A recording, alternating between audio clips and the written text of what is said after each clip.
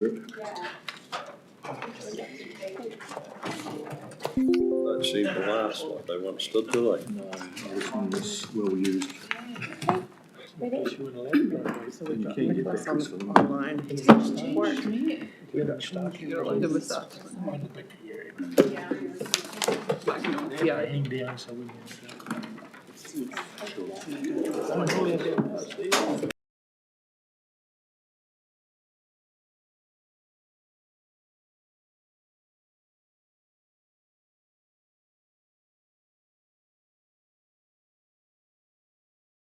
Morning.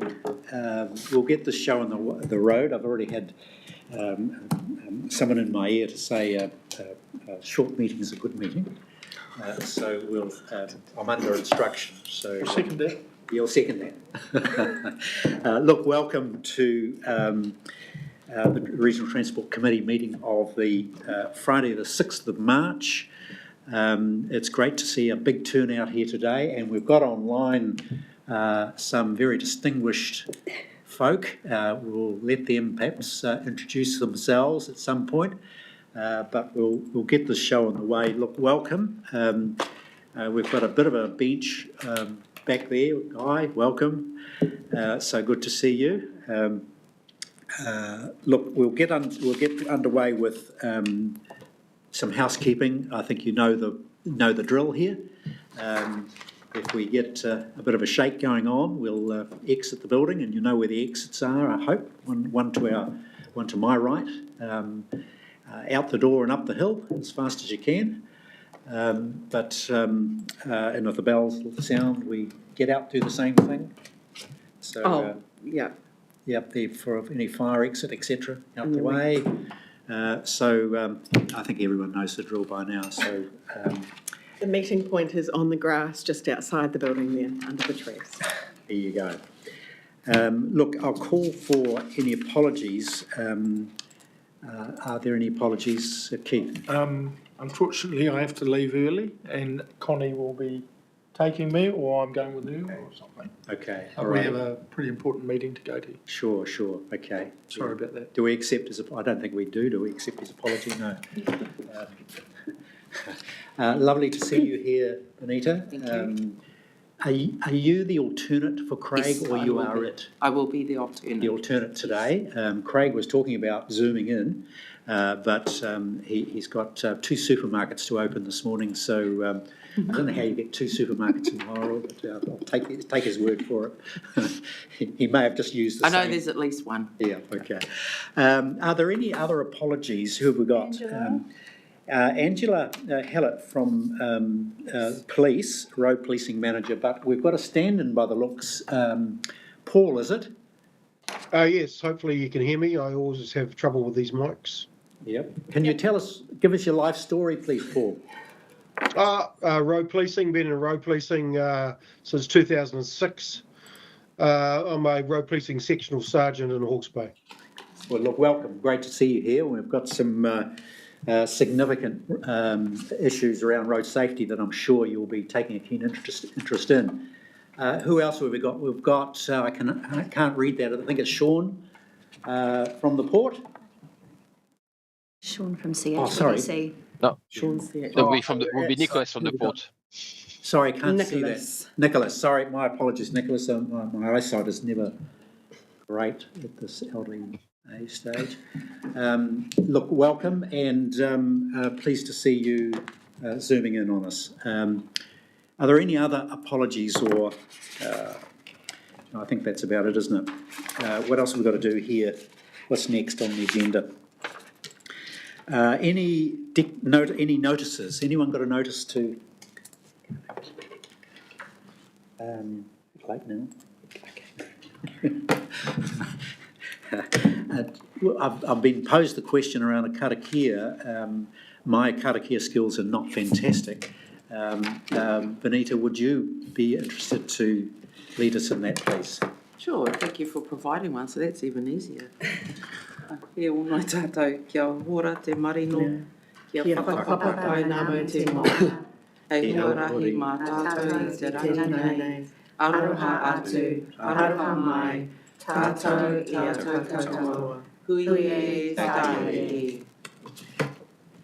The English as well? Or- Well, if we like, yeah, let's do that. Yeah. May peace be widespread, may the seas be like greenstone, a pathway for all this day. Give love, receive love, let us show respect for one another, bind us all together. Good. Kia ora. Kia ora.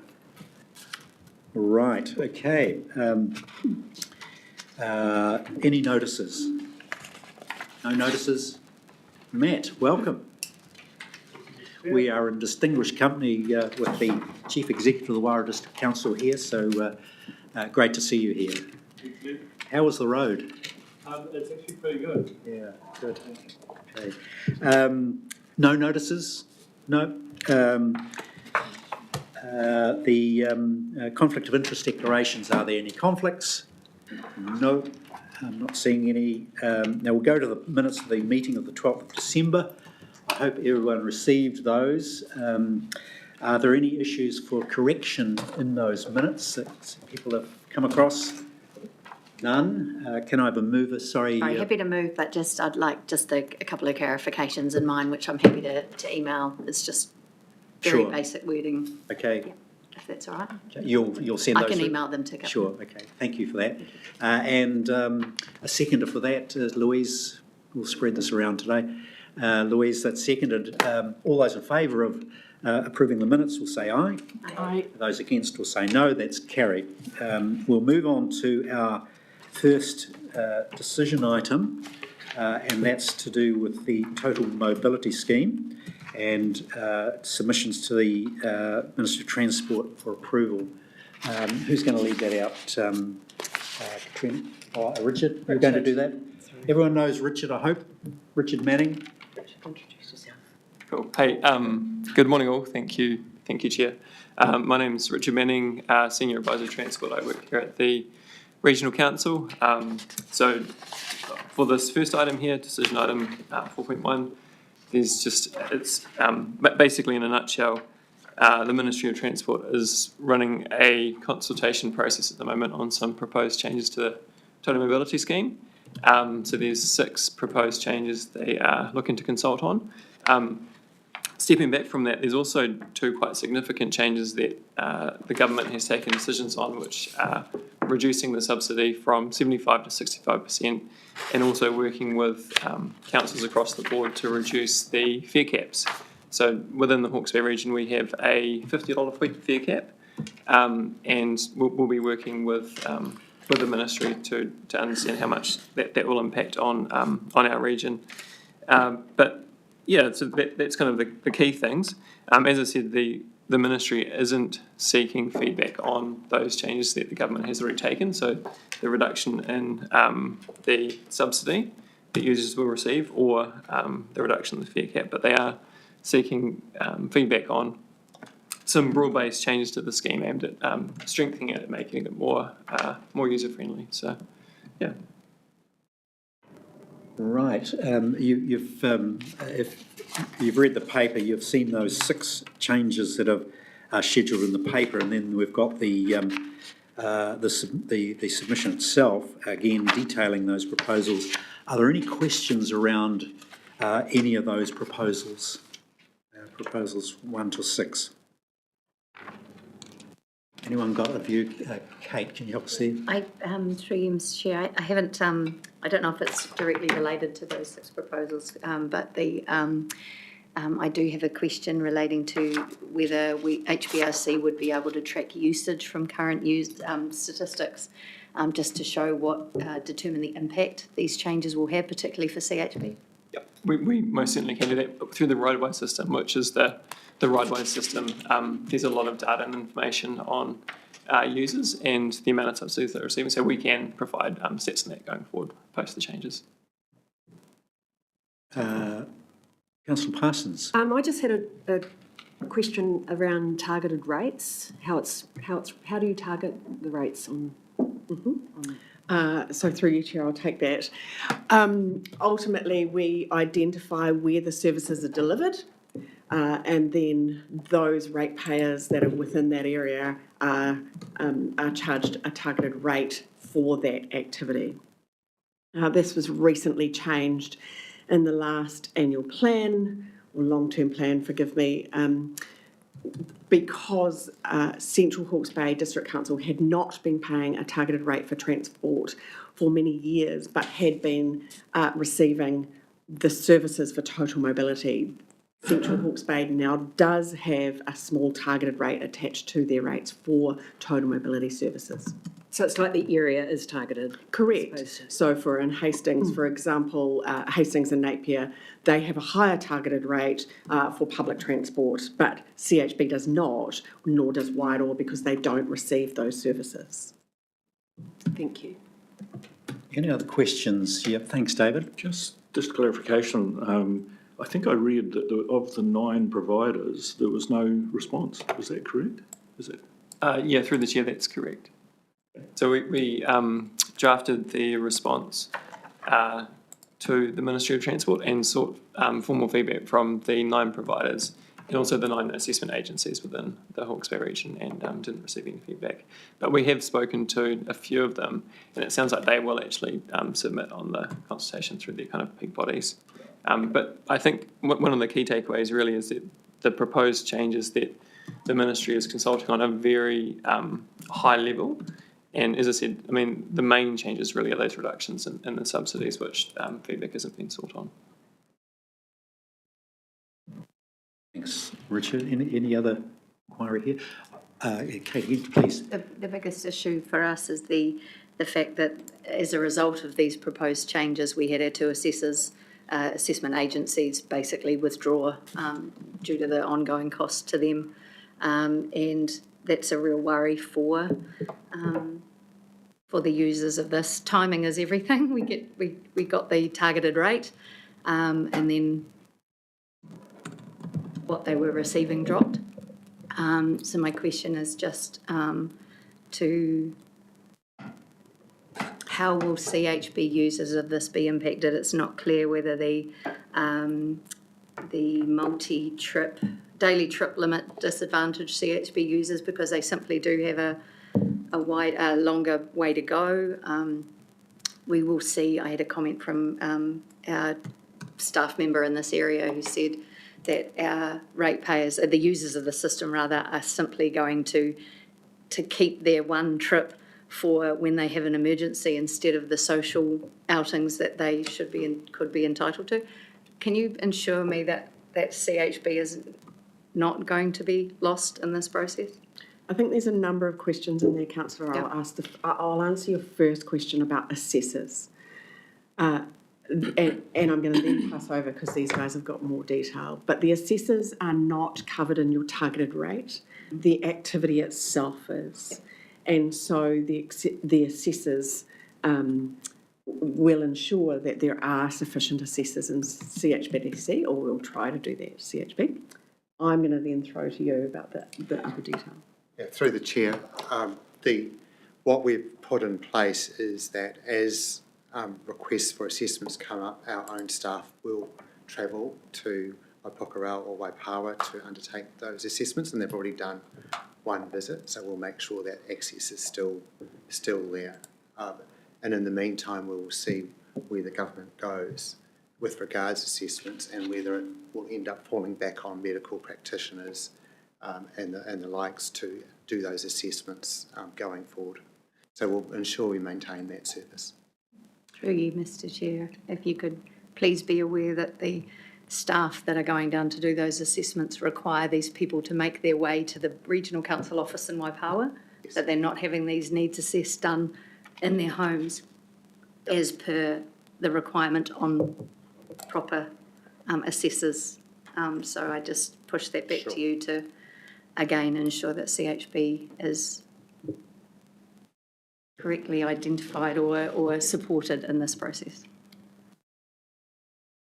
Great questions, Councillor. It's important to get that detail right if the service is going to run and do what it's supposed to do, and that's serve the people that it's providing service to.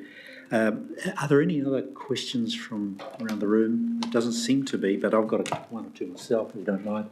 If I can take you to paragraph 27 of the paper, Russell, change for incentivising providers to more accessible vehicles. Is there a notion as to how that might take place? What incentives are contemplated and what the value of that incentivisation might be? Sure. Mr. Chair, the current providers, when they use a wheelchair hoist, they receive a further $10 payment for use of that hoist, which is meant to cover. That payment has been in place probably for 15, 20 years, so it simply hasn't kept up with the real costs of both the operator's time and the cost of buying and maintaining the hoist. So that's an area where this review is looking at. Sure, great. The second question is at paragraph 28, enabling new mobility service providers to enter the scheme. If you can help me there, I was always curious as to know why Wairoa has not had that service, and does this provide an opportunity for a service provider in Wairoa to enter the fray? As far as I know, yes. Currently, you need to be a registered transport provider, typically a taxi company, although we obviously have companion services as well, who can provide it, but there has been no taxi companies for a number of years in Wairoa, and that is simply the bottom line. However, our current regional public transport plan has identified community vans as an area where we're going to have a look at, and that is probably the best way that we'll go forward with provision of total mobility type services in Wairoa. So just following that on, potentially, for example, a marae or the rest home provider up there could enter the scheme, and I guess it's similar to Central Hawke's Bay, Kate, that opportunity is there. Can you tell me what's anticipated to incentivise that? Sure. So in a wider sense, across the whole country, the manner in which we are providing, for instance, one ride in one taxi is inherently the least efficient way of doing it. So we're just saying, are there other ways of doing this? And for instance, overseas you have what we call paratransit. So the potential to group rides together, for instance, might be a way that you could get better efficiency and more value out of your total mobility funding. So it's just widening the angle of who could provide transport and how could it be provided. So it's kind of quite a big net being thrown out there to have a look. Okay. Nothing else arising? Sorry. Ladies first. Just in regards to the savings that are going to be made with this, are they? It sort of says that would be used for public transport costs, etc. Is there anything that's earmarked for that, for the savings? Through the chair, the savings are desperately needed to keep our own budgets within our own budgets. They're enormously stretched at the moment.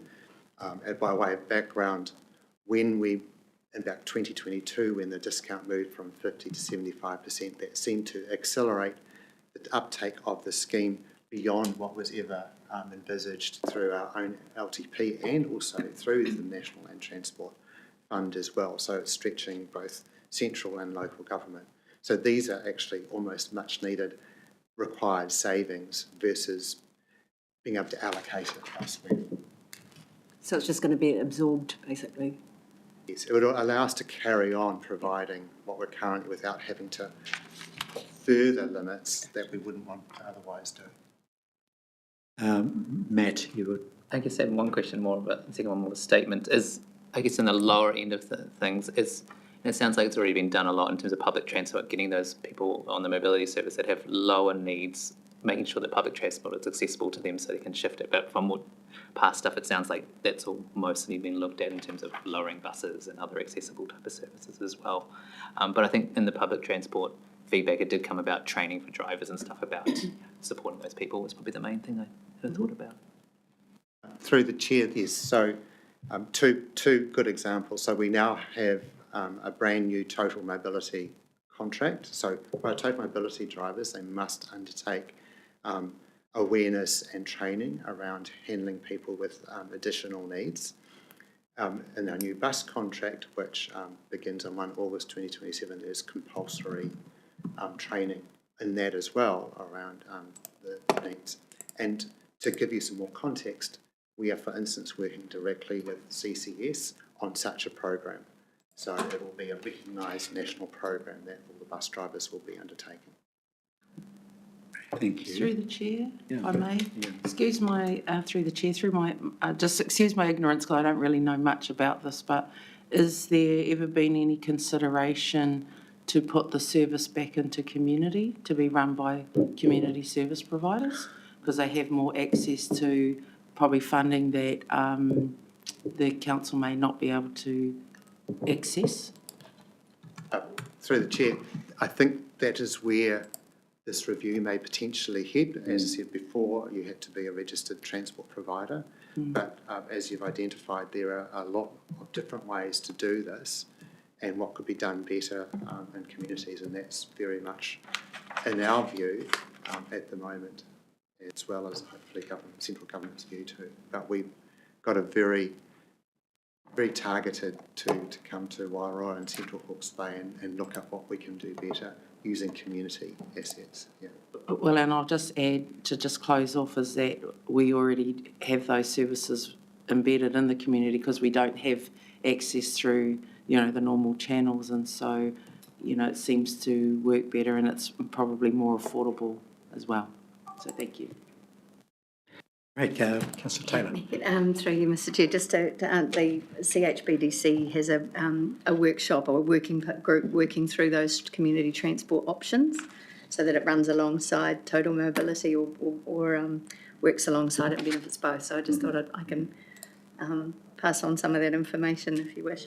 The second one was that demand. Interesting to note, as soon as you put a rate on, and people know, as part of the regional council's consultation on that, it actually highlighted the service in CHB and hence increased demand. So just that was a weird one. My comment now is regarding proposal 2B. It suggests the committee also recommends that periodic reassessment is not required for those with permanent disability. I would actually suggest that we make that harder or stronger. And say that it should not be, not just recommend, but I think that sentence should be harder. If they have a permanent disability, just a harder sentence if that's. It'd be hard to do, I would have thought. Yeah. So thank you for that. Nothing else. I can't get away with not saying, wouldn't my way be great? And I stuck to my guns on that, and Katrina, you don't have to answer, I know. Through you, Chair. I think totally unaffordable for our ratepayers in this time of living crisis. Right. Thank you. Look, let's move on. I think we've got the gist of this, unless there's anything other burning issue amongst those proposals. Matt, you were... I was going to say, with the assessment, this is probably more of a long-term thing, but I think having general GPs doing some assessment in the future is a good option in terms of when I was a GP doing it for mobility parking, so already used to that as well, but there might be some sort of national thing as well, because they know the patient really well. And Through the Chair, that is exactly where we think this might be heading, to align with that mobility parking permit process. Okay. All right, let's move on. You've got the documentation there. Councillor Taylor's sort of recommended that strengthening of that particular component. And I think she was going to move that, were you, Councillor? And I've got a seconder around the table. Councillor Parsons has seconded that. Do you want to speak to that, either of you? Yeah. Okay. Look, just a very quick comment for myself. A good opportunity to examine the whole total mobility service. I think the takeout for me has been the potential to enhance the service, particularly in Wairoa, which is not currently delivered, and in Central Hawke's Bay. So the outlying areas with less availability, this is an opportunity for them to leverage their local resources and have those brought into play. So a good opportunity to if you like, enhance the services in those areas. And I would say that I wonder if it's worthwhile, Benita and Matt, for example, taking back to councils and submitting directly from your own councils as well as this particular submission. So that may be something you want to think about in support of your communities. So we've had a mover and a seconder. All those in favour will say aye. Aye. Those against will say no. That's carried. Thank you very much for that, Russell. That's a good piece of work on that submission. What have we got now? Yes, you've got my letter to, this is on agenda item 5. You've got a letter from myself to the reader, trying to, if you like, locate and track down the funds that were allocated to the business case for the Napier to Tairāwhiti State Highway 2 resilience case. I hope you've all had a chance to have a look at that letter. We've had a response back from the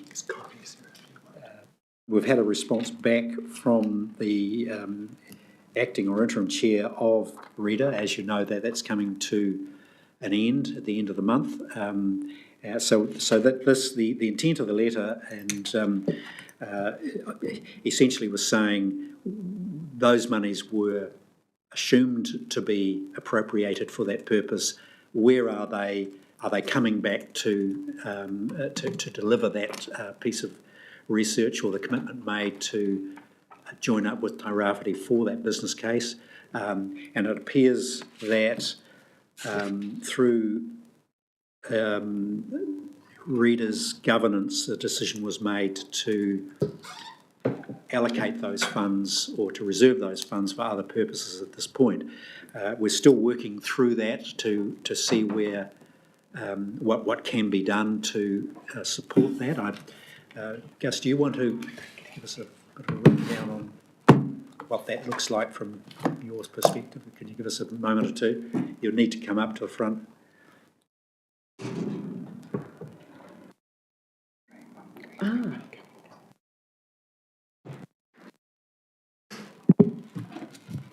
Good morning, everyone. Fancy being back up here again. Look, great to see you all. So, the background to this particular matter is in actual fact they are two mutually exclusive but somewhat entwined pieces of work. So, if we cast our mind back a few years, a couple of years. The Regional Economic Development Agency had engaged NZIER to undertake an economic assessment on the State Highway 2 corridor. That was a separate piece of work that they had funded wholly from their budget. Separately, this committee, through the 24-27 Regional Land Transport Plan, in conjunction with Gisborne District Council, had put in an East Coast connectivity business case. Gisborne got a probable in their allocations, which is effectively a perfect, tell us some more please, let's complete a point of entry and have more of a conversation. They also retained their local share. What happened here is we had to make some changes to our RLTP budget, and that effectively stripped out the local share element of that. At the same time, it became apparent that the Regional Economic Development Agency at that point had potentially some spare money for regionally significant studies or pieces of work or whatever the case may be. So we'd started to have some conversations with the previous CE. This, of course, was around the time that the board and the CE had or were stepping down. So there was a conversation to provisionally hold over or carry over some local share funding for that program business case, subject to a conversation with the incoming directors and interim CE. We had those conversations. The proposal was supported in principle because, of course, the outputs of the State Highway 2 economic assessment would be a really great input into the program business case. It was very symbiotic, made a whole lot of sense. The caveat to that was that they would make a final call once the State Highway 2 piece of work was finished. I actually left my previous role before that piece of work was finalised. In that interim period, some funding decisions were made by some TAs in relation to funding REDA. That has effectively changed the environment quite significantly. That funding is now required to meet some baseline costs of that separate legal entity. Of course, the other thing to remember as well is that the Regional Economic Development Agency is set up as a limited liability company, so there are Companies Act implications there for those directors. In terms of actually progressing this piece of work, the program business case, options do exist. So that funding allocation was for the NLTP period, the 24 to 27 period, of which we still have one financial year to go. Now, that's not to say that there are budgets kicking around for the local share. However, it potentially opens the door for a regional conversation between funding partners to see if in the next financial year, we may be able to scrape that money together to greenlight that. The other alternative is, of course, that program business case can be put into the next Regional Land Transport Plan. This committee can prioritise that as a regionally significant project, and if it so desires, that can be number 1 or 2. And of course, we also have a central government election happening later this year as well. So there's a few dynamics at play, but the main thing is that program business case has the potential to live on. There are a number of pathways with which it can be progressed. Thank you very much. That's a good overview of where we are. Are there any comments around the process? I had a brief conversation with Councillor Taylor prior to the meeting.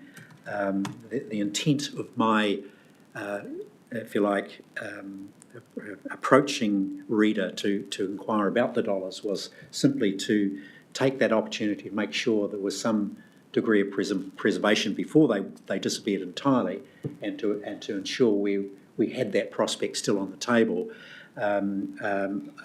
It appears as though a decision was made over the top of that to repurpose the funds, but my concern around that is at what governance level someone made that decision to override this particular project, and thus the inquiry to REDA around it. Are there any comments around the table about that? I think the door is not closed, and there are opportunities that we're just looking at to try and keep that money in play, or that prospect in play. A very worthy project there. Had conversations with Mayor Craig, trying to keep those keep that State Highway 2 open. Hey Neil, I've got my hand up. Oh, sorry, Craig. Welcome. Yeah, kia ora everybody, and Benita's probably thinking, gosh, I'm representing Warwick today. What the hell's he up to? But hey, anyway, good to see you all there, and thanks Neil for doing a good job of chairing the meeting. Hey, just with that money, I guess the biggest thing is how did that go through a proper resolution? That would be my first question.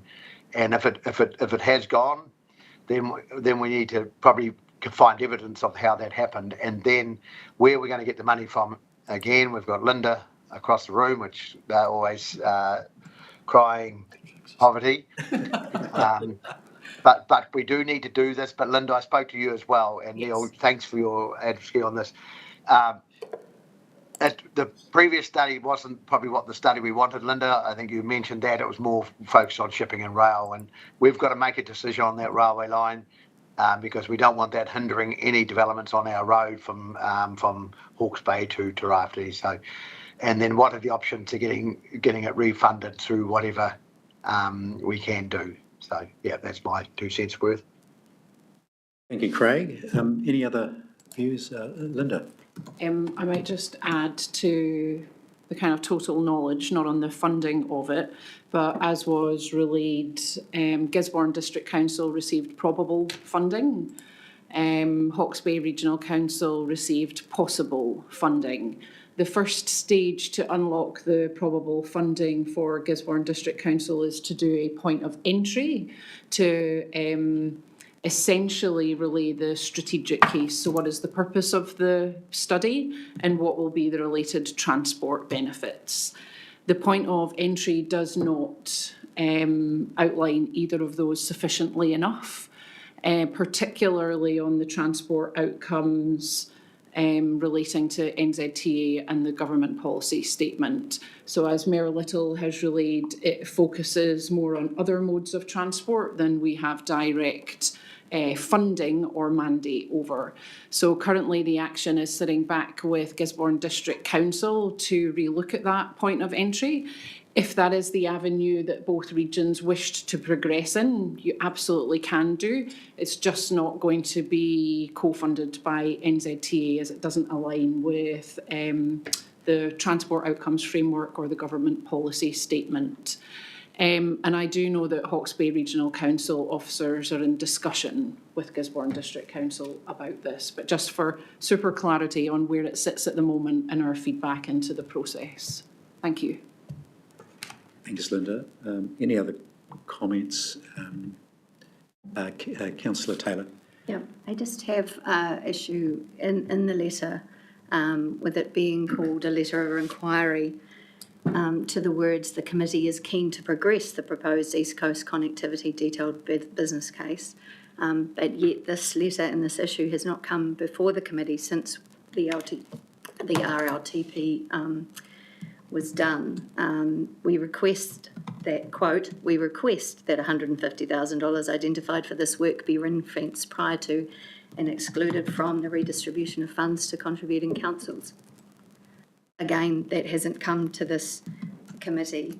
I think it would have been nice to have had background in the report to the kind of information that that Bryce has given us. Sure. Especially for new members of the committee and potentially new councillors. And I think the governance, the funding and the scope of REDA has changed, and I actually feel uncomfortable talking about this without having had enough warning or prior knowledge of this coming up the way it has. Sure. To get that staff and elected member feedback on that. Thank you, Councillor Taylor. Look, I'm suitably chastised by your comments, but make no apology whatsoever. The proposal has been through the committee. It's found its way into the long-term plan.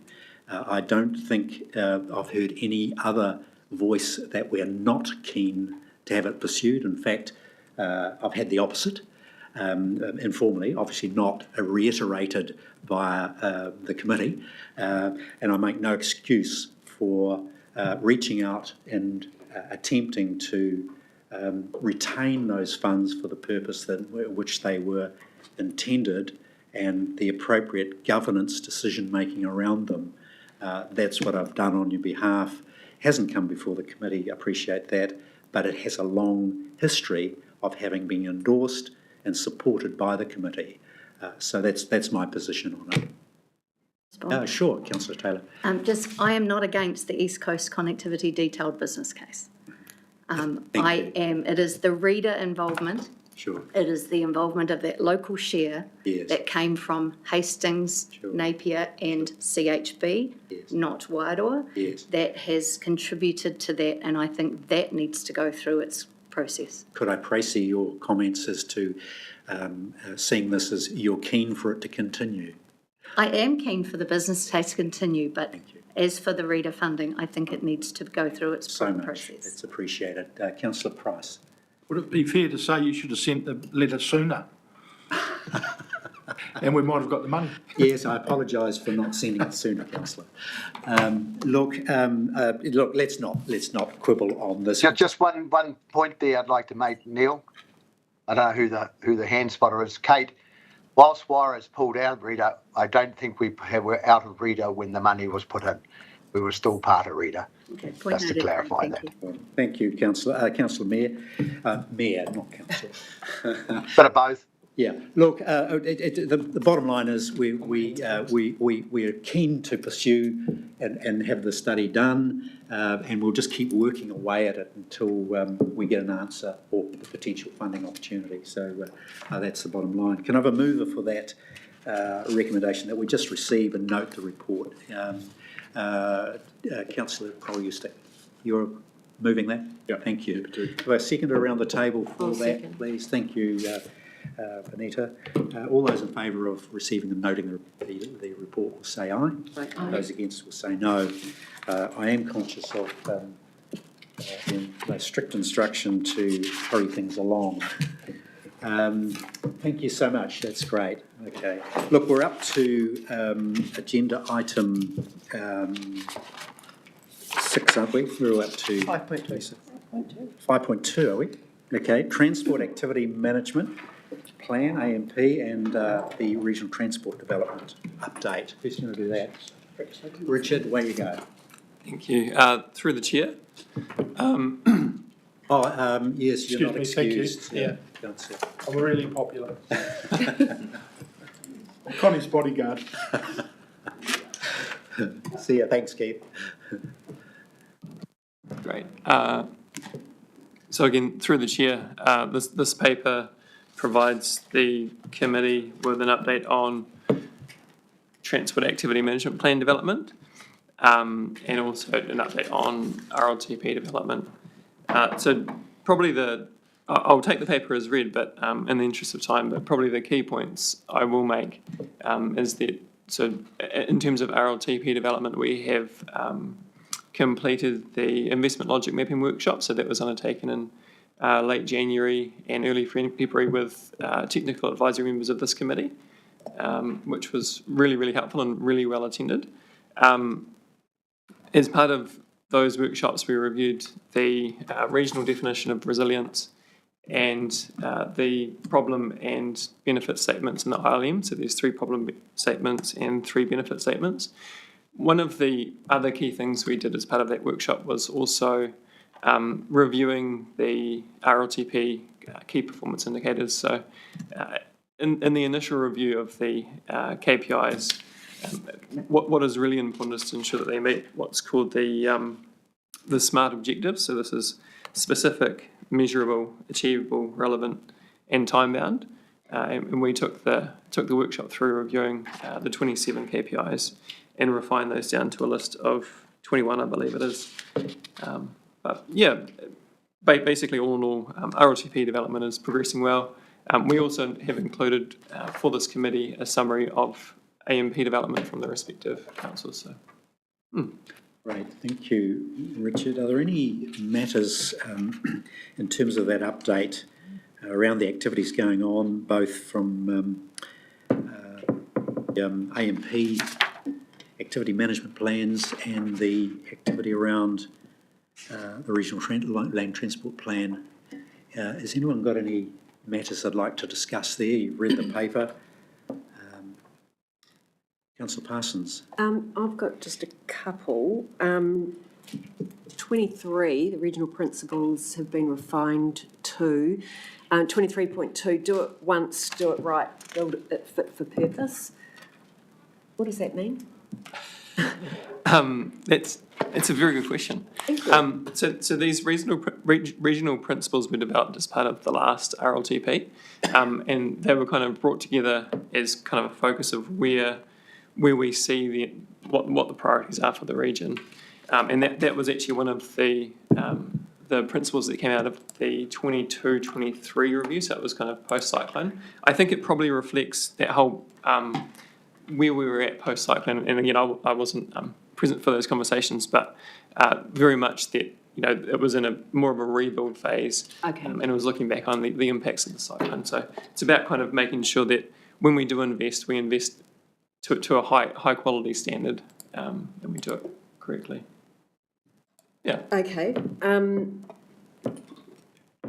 I just think as far as a goal is concerned, that's a tricky one to achieve.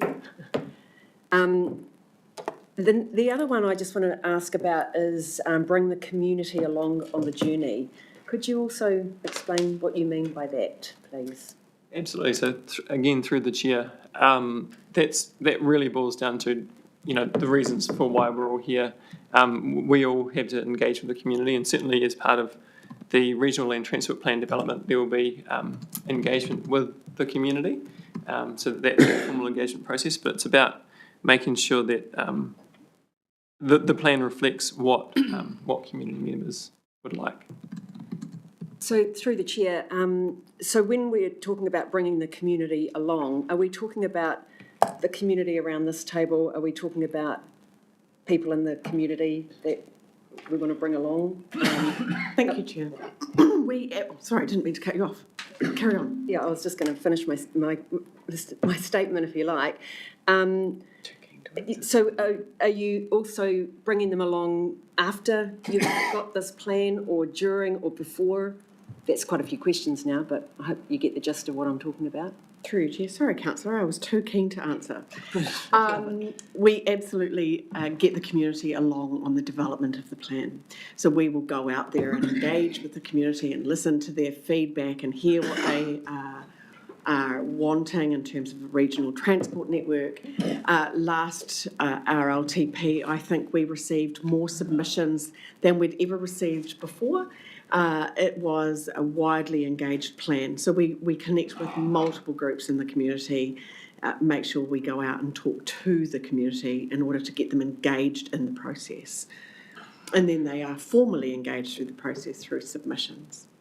Is there an opportunity with that, bringing them along on the journey? Because a journey to me is continual. It's not, is there an opportunity there to have engagement from the community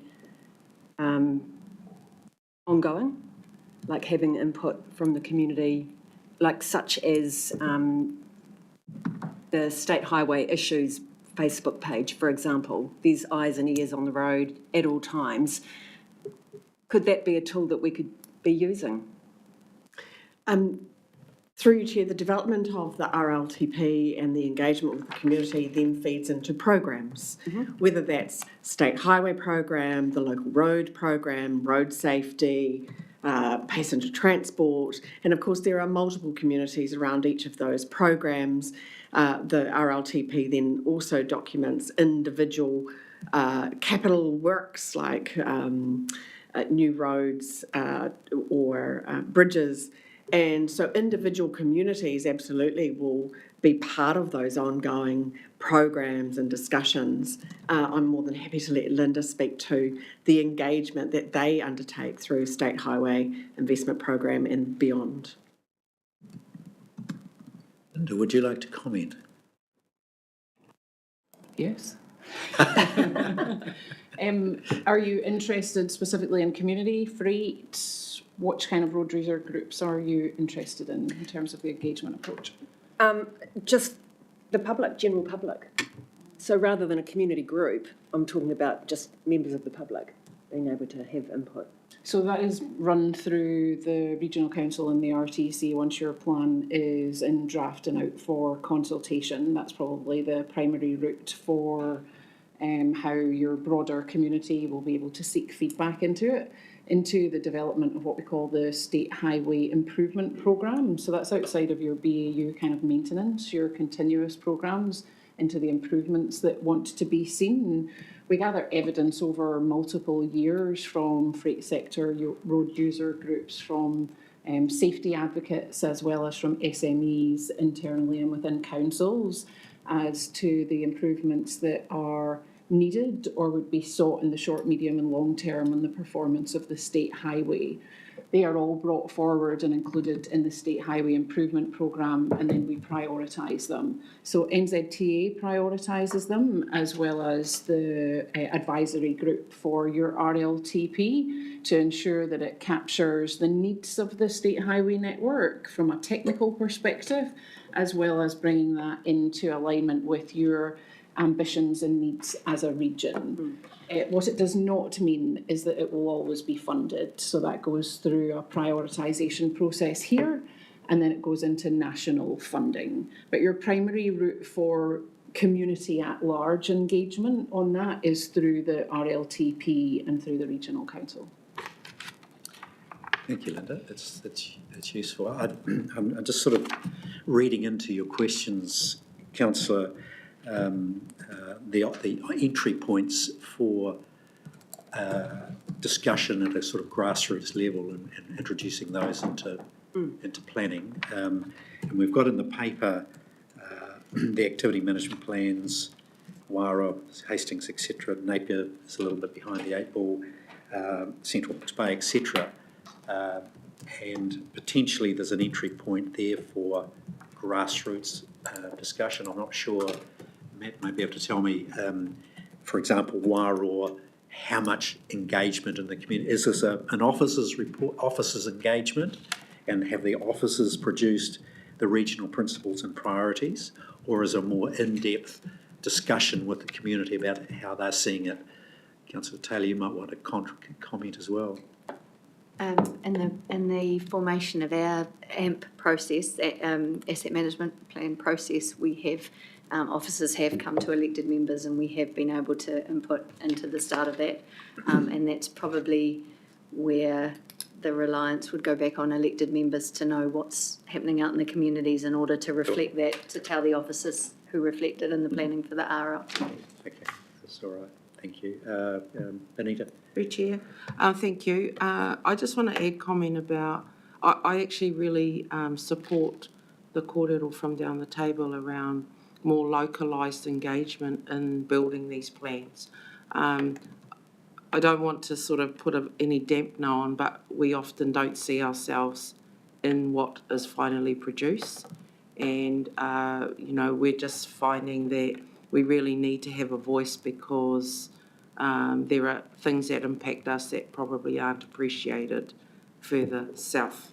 So I appreciate and support the comments about who is being engaged and how, and is there a comms plan through the Regional Council for that to occur.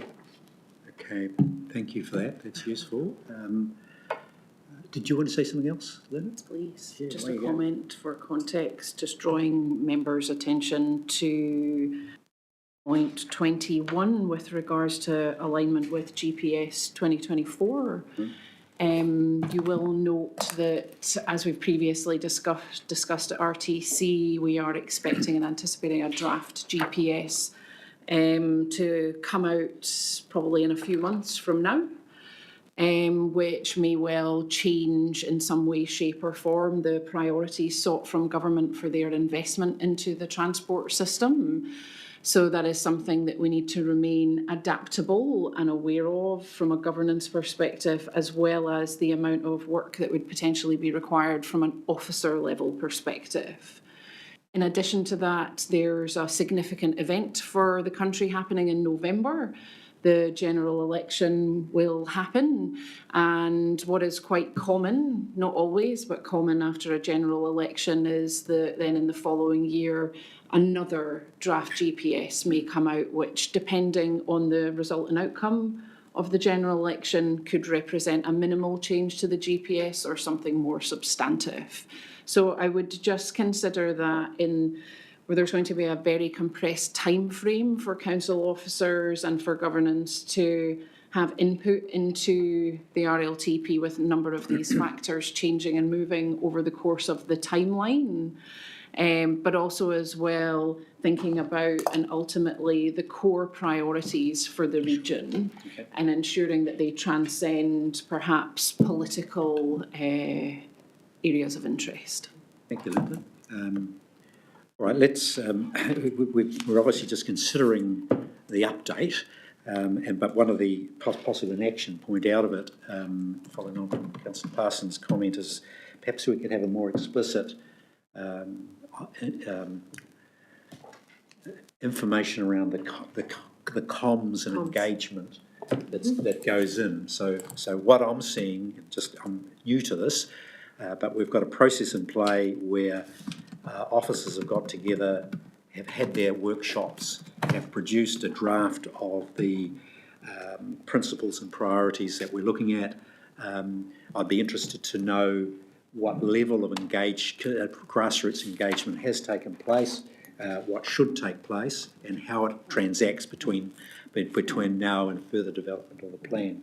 Is that something we can look at, Russell? Sorry. I think through your chair, we can certainly provide a high-level timeline of the engagement, comms and engagement plan. I think we need to be careful about the amount of resource we have to do grassroots engagement right this minute, given everything that you've just heard from Linda, particularly around the GPS. We'd need to wait just until we get the government's GPS in the next few months to identify the strategic direction that our RLTP should take.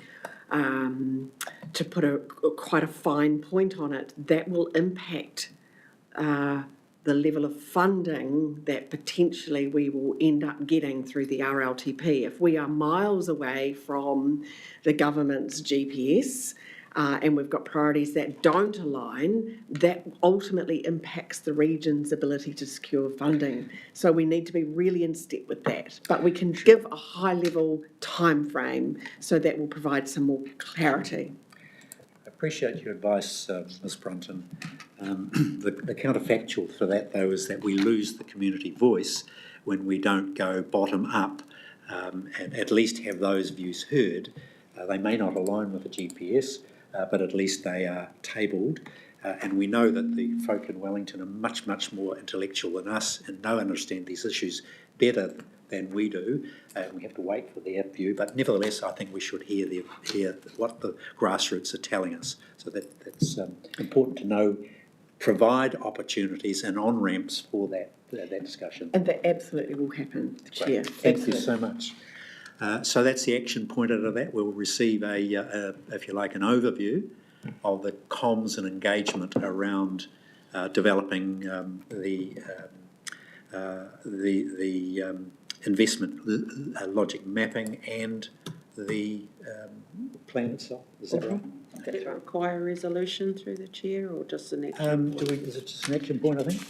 Just an action point. We'll get that next meeting. Is that okay? Thank you. All righty. Councillor Taylor. Happy to move that we receive and note 2. Great, thank you for that. And that's seconded by Daniel. I think you seconded that, didn't you? No? Derek, would you like to second that? Thank you. Councillor Taylor. Just if I may, I think that the onus is somewhat on the TAs to promote this locally as well and to make sure that our voices are heard when it comes to this table and is presented in the RLTP. Sure. I think it's the best place to get our important projects ticked off for funding by NZTA. And I highlight here the priority that the importance that this committee gave to the Waikato Gorge realignment and the four-laning of the expressway, which enabled that funding to go ahead. So that's where our importance of sitting around here and being the voices for our districts, but also taking that region-wide view is very important in this process going forward. Good. All right, nothing online from anyone that's wanting to have a say? No? All good? All right, we've got the recommendation to receive and note the report plus the additional action point. All those in favour will say aye. Aye. Those against will say no. That's carried. We're moving on to 5.3. So this is the public transport update. We'll take it as read.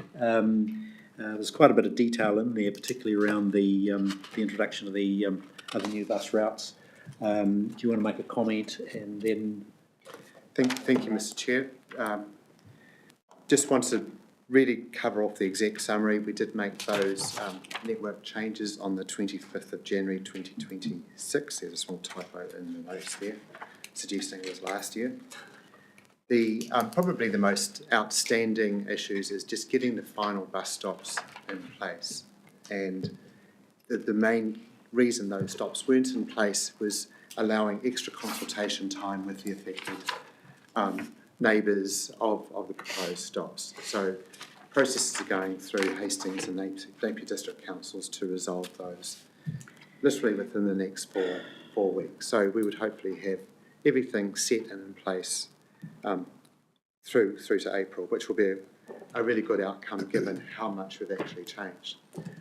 Also, this report was written prior to the end of February, so I'm happy to report that patronage has increased in February compared to the same month last year. So we haven't gone out there and destroyed everybody's travel patterns. So we're obviously seeing a small uptick in the numbers of people using it. So that's kind of really just a quick overview of what's the highlights of that report. Great, thank you. Councillor Noel Eustek, can you explain the tardiness of Hastings District and still having 53 bus stops to put in place, please? To my knowledge, that's more than what we had a couple of months ago. No, I cannot, is the honest answer to that. But I was actually going to ask Mr Turnbull where the numbers were at. But I will certainly take that comment back with me and say, come on, guys. Good. They are an important part of that structure. And unfortunately, Councillor Price is not here to explain himself as to those 4 bus stops that are not there.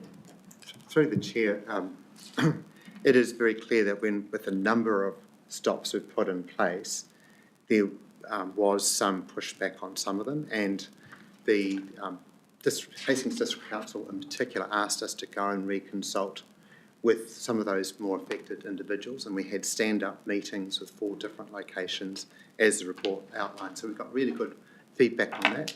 We've also, why the numbers don't necessarily match is through the operation of the service. We've identified some areas where we actually need to go and revisit where we've already put stops and say, was it entirely wise that they went in those locations? So that's why those numbers look slightly different to what you had presented back in November. Now, we fully appreciate how tricky it is to actually get the blasted things in place. So. Yes, people can be very self-serving, unfortunately. Yeah, good. All right. Anything else there that Councillor Parsons? In regards to patronage with the new routes, was there an expectation? Did you have an expectation of how well that would go? Like, was there any sort of KPIs proactively? Through the chair, yes. A long-term expectation is that each of these changes would have an uplift of some 5 to 10%, but we're talking it takes about 18 months for a new bus route to settle in. And if it hasn't settled in the right way, we will go back and review why that is the case. And could I ask one more question? In regards to the fare increase, can I just ask a really simple question? Why would you not have done that at the launch of the new route? Mr Chair, that is the next paper. Sure. Oh, is it? Sorry. Yeah, just hold on to that thought, Councillor. Yeah, sorry, I'm ahead of myself. Anything else around that?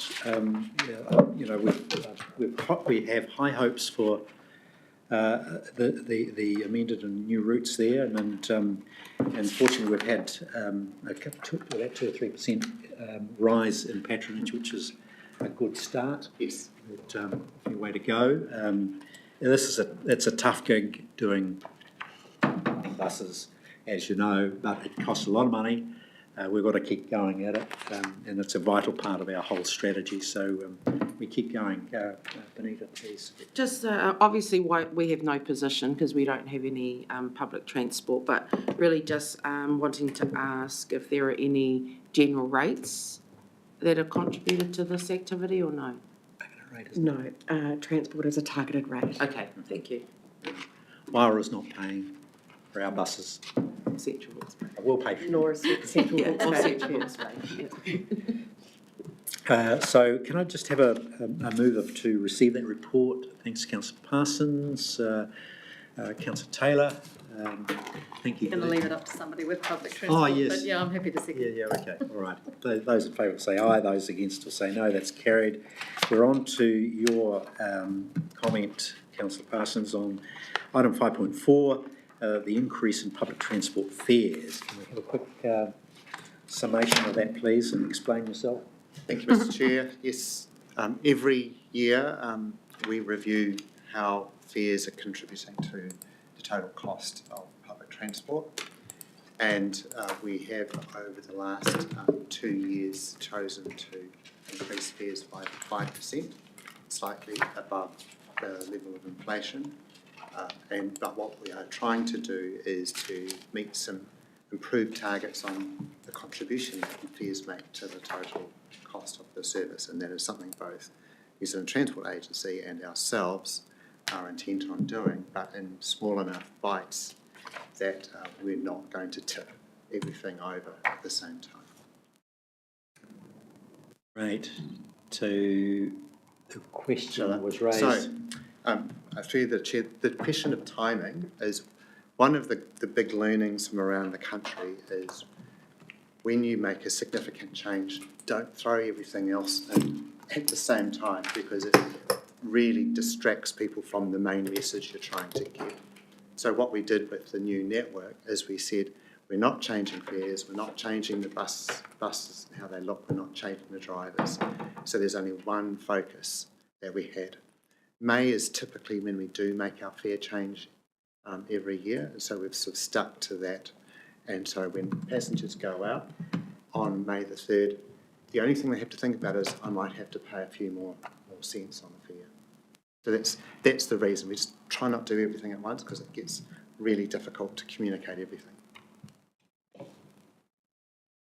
Thank you for that. Eric, have you had any feedback from Hastings folk in your neck of the woods around the... Yeah, we have that. No, I don't. There's no real push against it at all. It's a very small increase. Sure. Okay. Right. All right. Let's just receive that report. Councillor Parsons, it's your paper, so you're happy to move the receipt of that report. And Derek, can you second that for us? Those in favour of receiving that report will say aye. Those against will say no. That's carried. Go on to 5.5, public consultation road. Now, there's a lot to unpack here. Linda, you're probably, who's going to, it's our submission and that's you. Please. Yep. Thank you, Chair.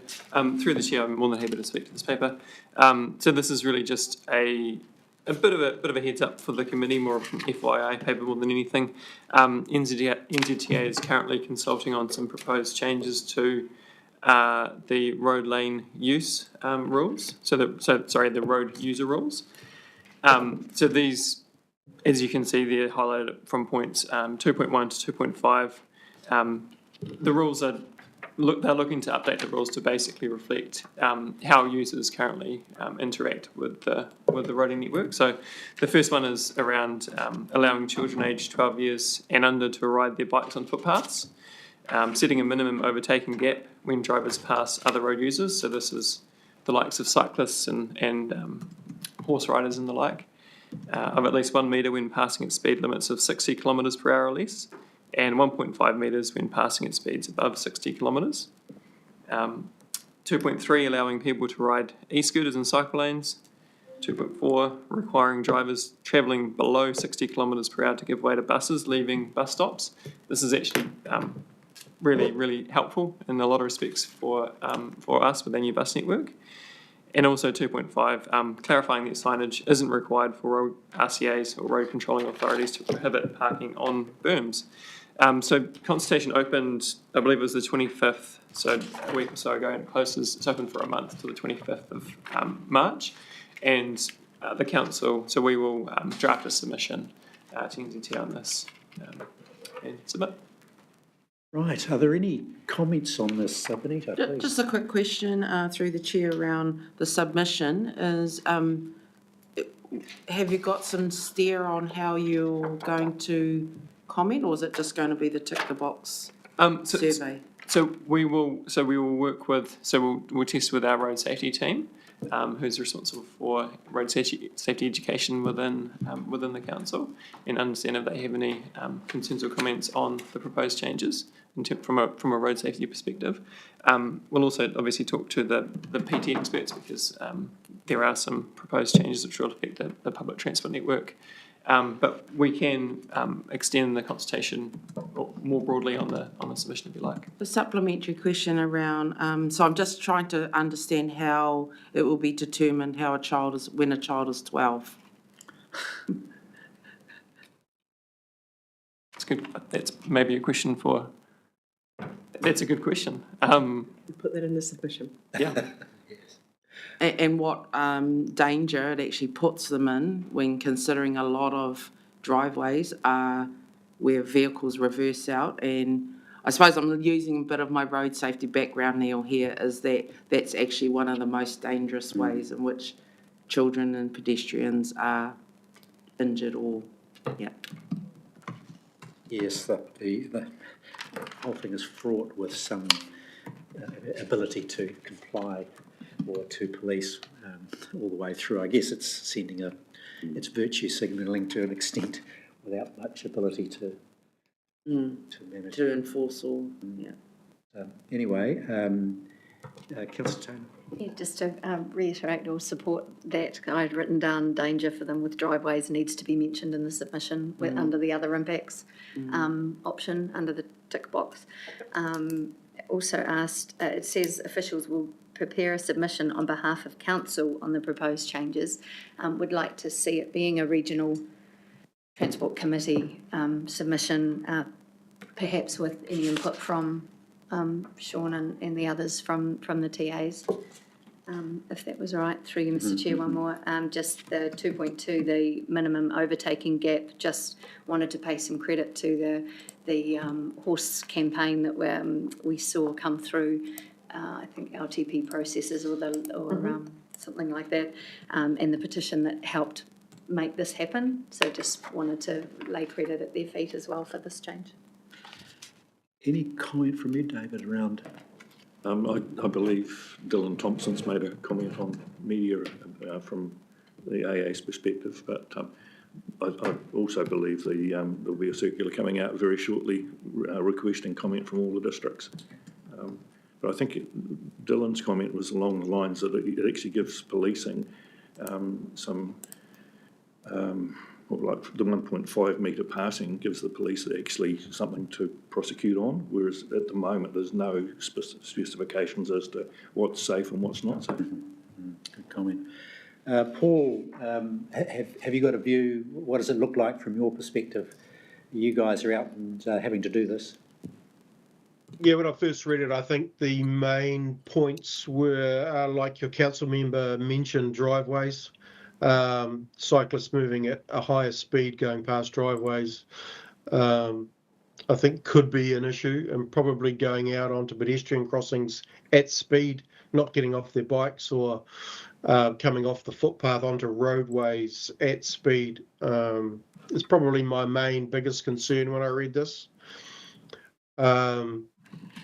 Apart from that, the 1.5 metres from a police perspective is pretty hard to, I'd say, prove, unless they have helmet cams or something on their bicycles.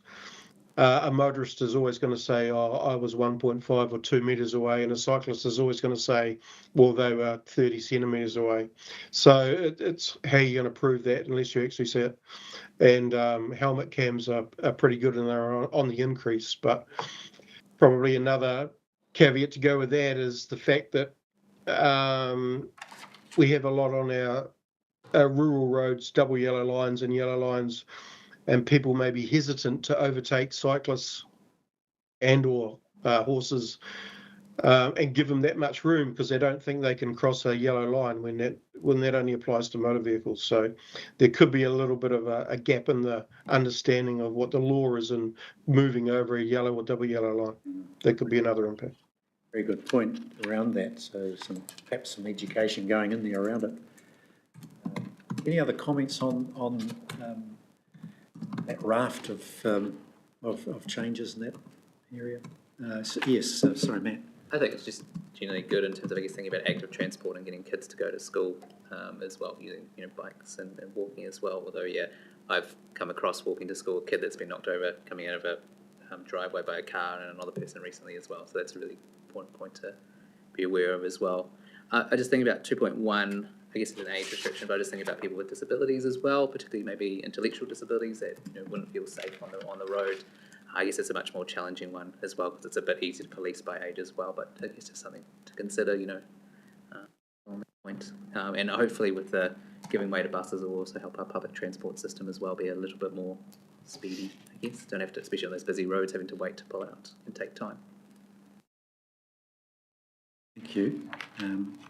Do we need this noting, do we need a motion to be... So delegation for the chair. So normally we would get, a recommendation that the RTC provides or submits on the proposal. Sure. And that they delegate to the chair to finalise the details of that submission. Okay. Happy to move what she just said. So the recommendation as it stood was to simply receive a note, but we're needing a supplementary a recommendation to the committee makes its submission on the basis. proposal. And gives you the, through you, Mr. Chair, gives you the delegation to. And I'll completely change it.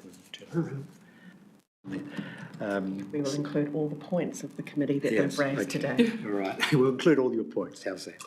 Can I have a mover for that, please? Councillor Taylor and Benita, thank you. All those in favour of pursuing that submission will say aye. And those against will say no, and I think that's carried. Just make a comment, Chair. Sure. Didn't want to take it into that particular item, but worth noting that at the same time there is consultation happening for the same period on phase 2 of heavy vehicle productivity land transport rule reform. It's of particular note to the heavy vehicle drivers and operators, but also road controlling authorities, so our RCAs that are in the room. There was consultation on phase 1 happened pre-Christmas. This is the second round, and this is particularly part of the government's priority to ensure that we keep freight moving, and also as well the current rules are streamlined so we're not creating unnecessary red tape or bureaucracy for particularly our RCAs and our freight sector. There are 3 primary areas out for consultation, so just noting that for the road controlling authorities, that you may just want to double check what your officers' awareness are of those package of rule reforms and intention or not to submit. The reason I draw attention is it is around permit requirements, it is around signage for over-dimension, overweight loads, as well as driver licensing. Thank you. Thank you, Linda. Ian, are you have you had any input into or aware of those changes? Yeah, especially driver licensing and that sort of thing. Some of the outcomes are a little bit disappointing, but obviously they've achieved a reasonable outcome with 6 or 7 of the key ones, but it's probably always work in pro. It all takes time to get through. I'm assuming the road transport people have submitted? A little bit disappointed in the fact that we've got a lot of administration within the over length, over dimension and weight permits, and it does tend to, it's a costly overhead and sometimes up to a 30-day wait to actually administer a vehicle through an appropriate permit for its use. Some of that actually gets worse maybe if a vehicle changes hands, it has to be totally re-applied for. So it's probably its use in that period is unavailable under just under new ownership, even though it's got the appropriate VINs and use. So we're working with NZTA on it, but I suppose they have their restrictions and ability and time. Okay, good. Linda, your best advice on this is to who should submit. You're saying that the road controlling authorities should do? or have done, or? That's entirely up to them. All RCAs have received information on both packages of road rule reforms. So it will depend on their priorities, their own transport networks, Sure. the amount of freight that are on there. So that's up to them. The primary purpose is to make sure, one, aware of the rule reform. Sure. To encourage submissions, because the more submissions we have, the better the process is. So if anybody does need any information or you're not aware of it, please sing out and we can make sure that you get what you need. It closes at the same time period on the 25th of March. Thank you for that. Thank you. Now up to your starring role. Presentation.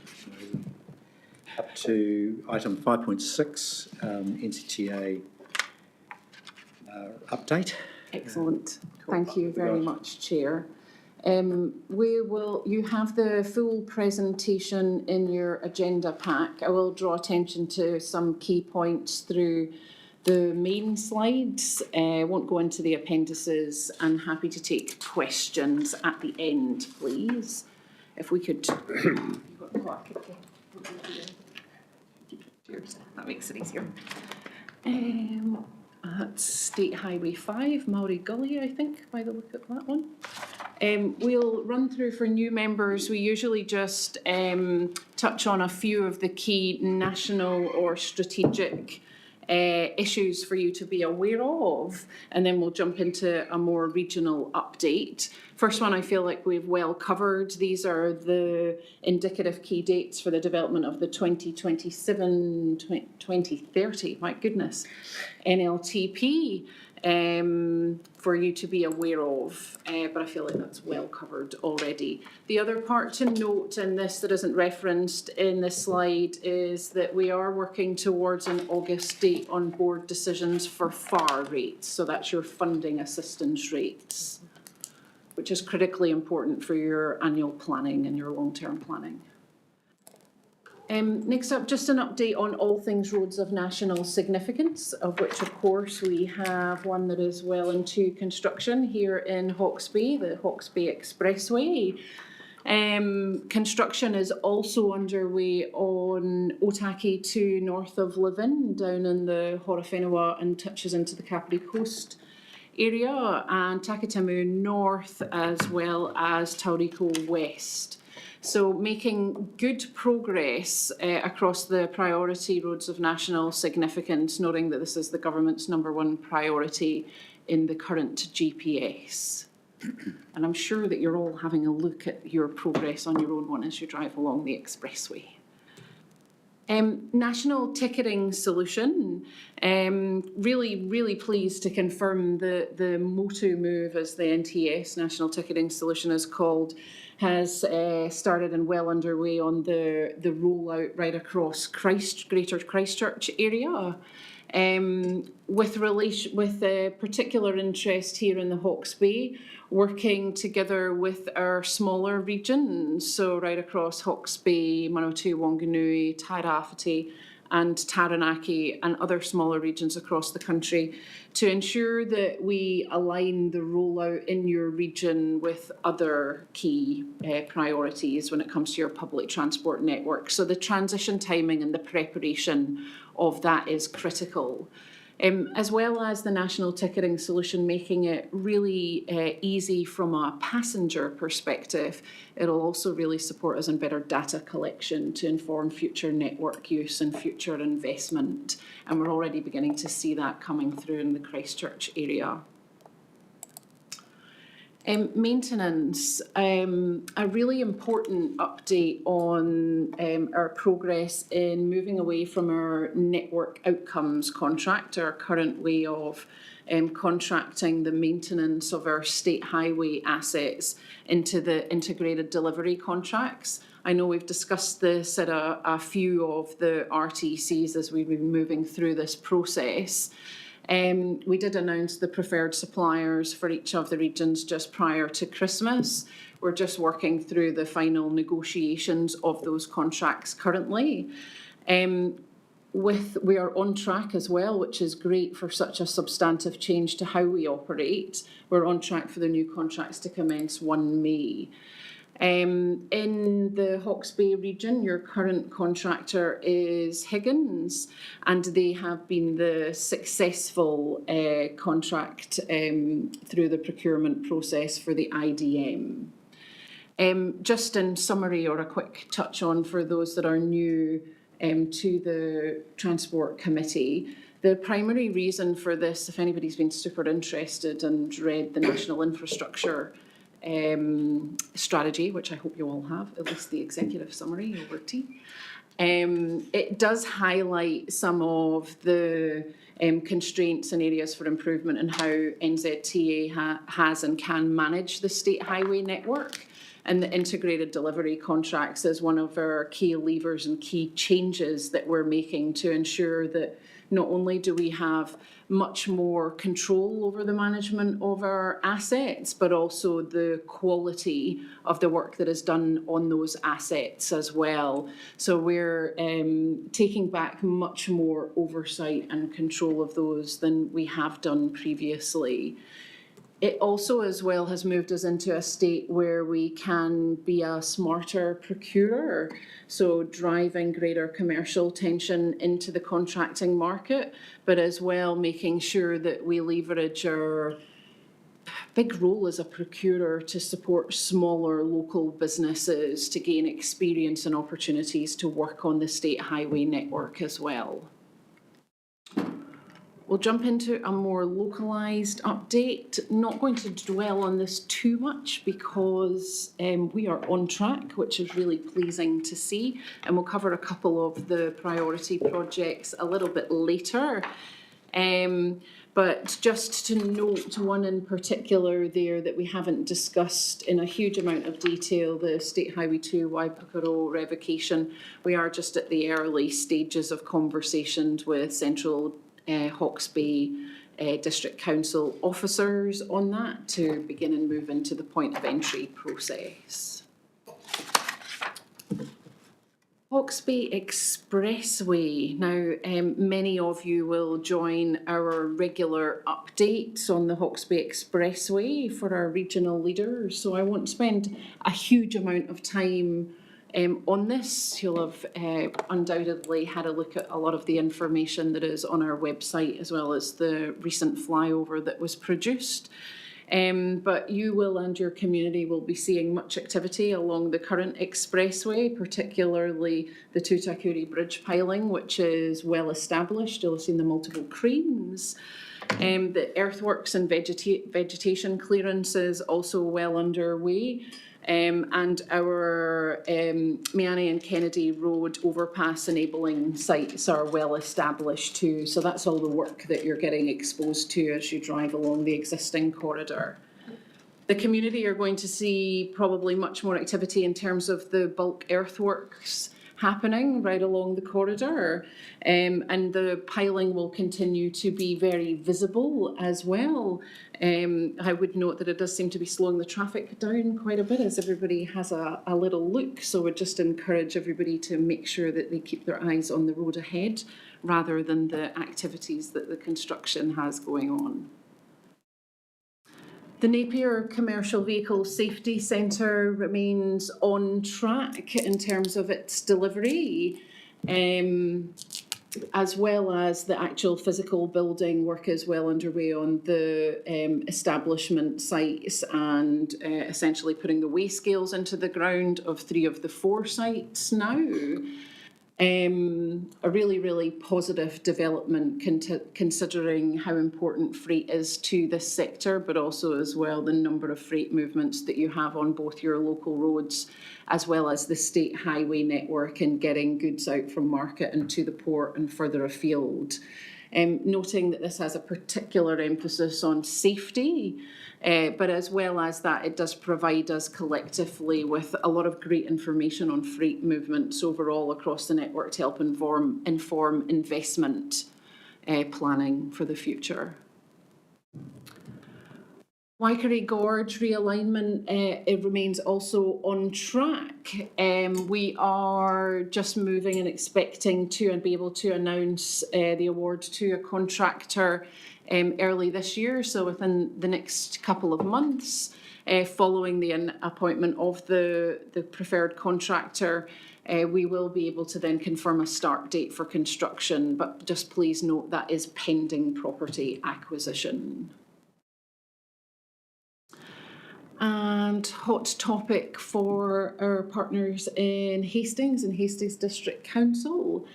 We have now moved on a little bit since this was submitted. The cultural impact assessment has been submitted. We do have that, it's been completed. And now we're just moving forwards for the procurement process. Once we've moved forward on that and we have a preferred supplier, we'll be able to continue to the engagement on the start of construction for community and road users. And last up, everybody's favourite roadworks across the network, which is only ever a good thing because it's improving the quality of the assets, or that's how I like to frame it.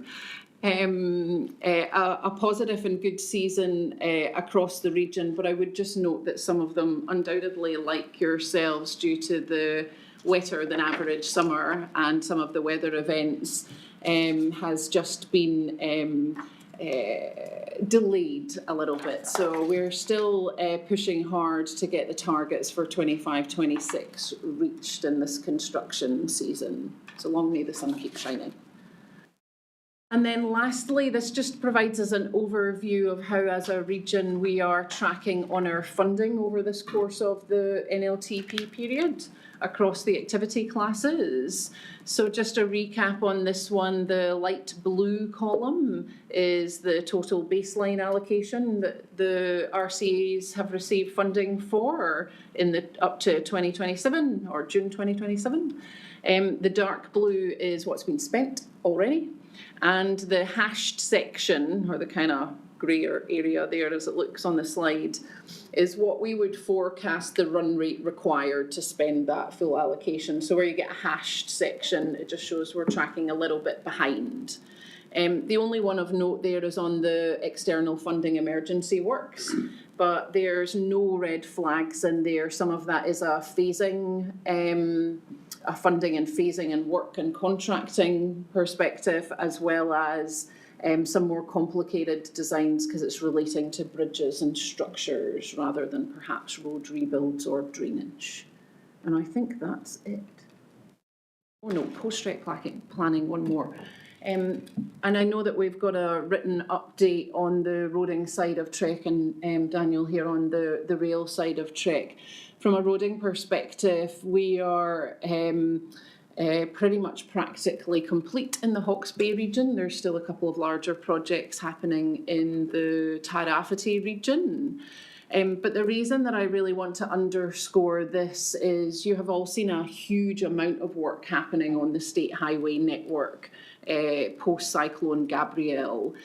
That work now will, continue to focus on the likes of Waikare and the expressway, but we're not going to see as much activity on improvements. It is really, really important through the RLTP development plan, to an earlier point, that we capture the needs when it comes to the state highway from a region's perspective and include that for development in the RLTP. So we need to make sure that we work collaboratively to get those needs and prioritised through that state highway improvement programme. And that's it. Happy to take any questions. Thank you so much, Linda. A very comprehensive report as usual. There may be some questions around the room, but I just wanted to congratulate NZTA's consultation and dialogue around the expressway issues. They are excellent. If you're wanting to while away half an hour or so, just join online.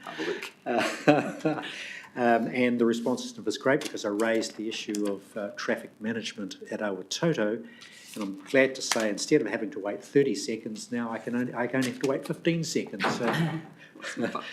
So well done. That's a good come. And receiving regular updates as a road user down that stretch from your comms people, which is excellent. Thank you. I might just quickly ask affected parties. We've got an issue with through Waipakarau Township. Any comment there at all, councillor?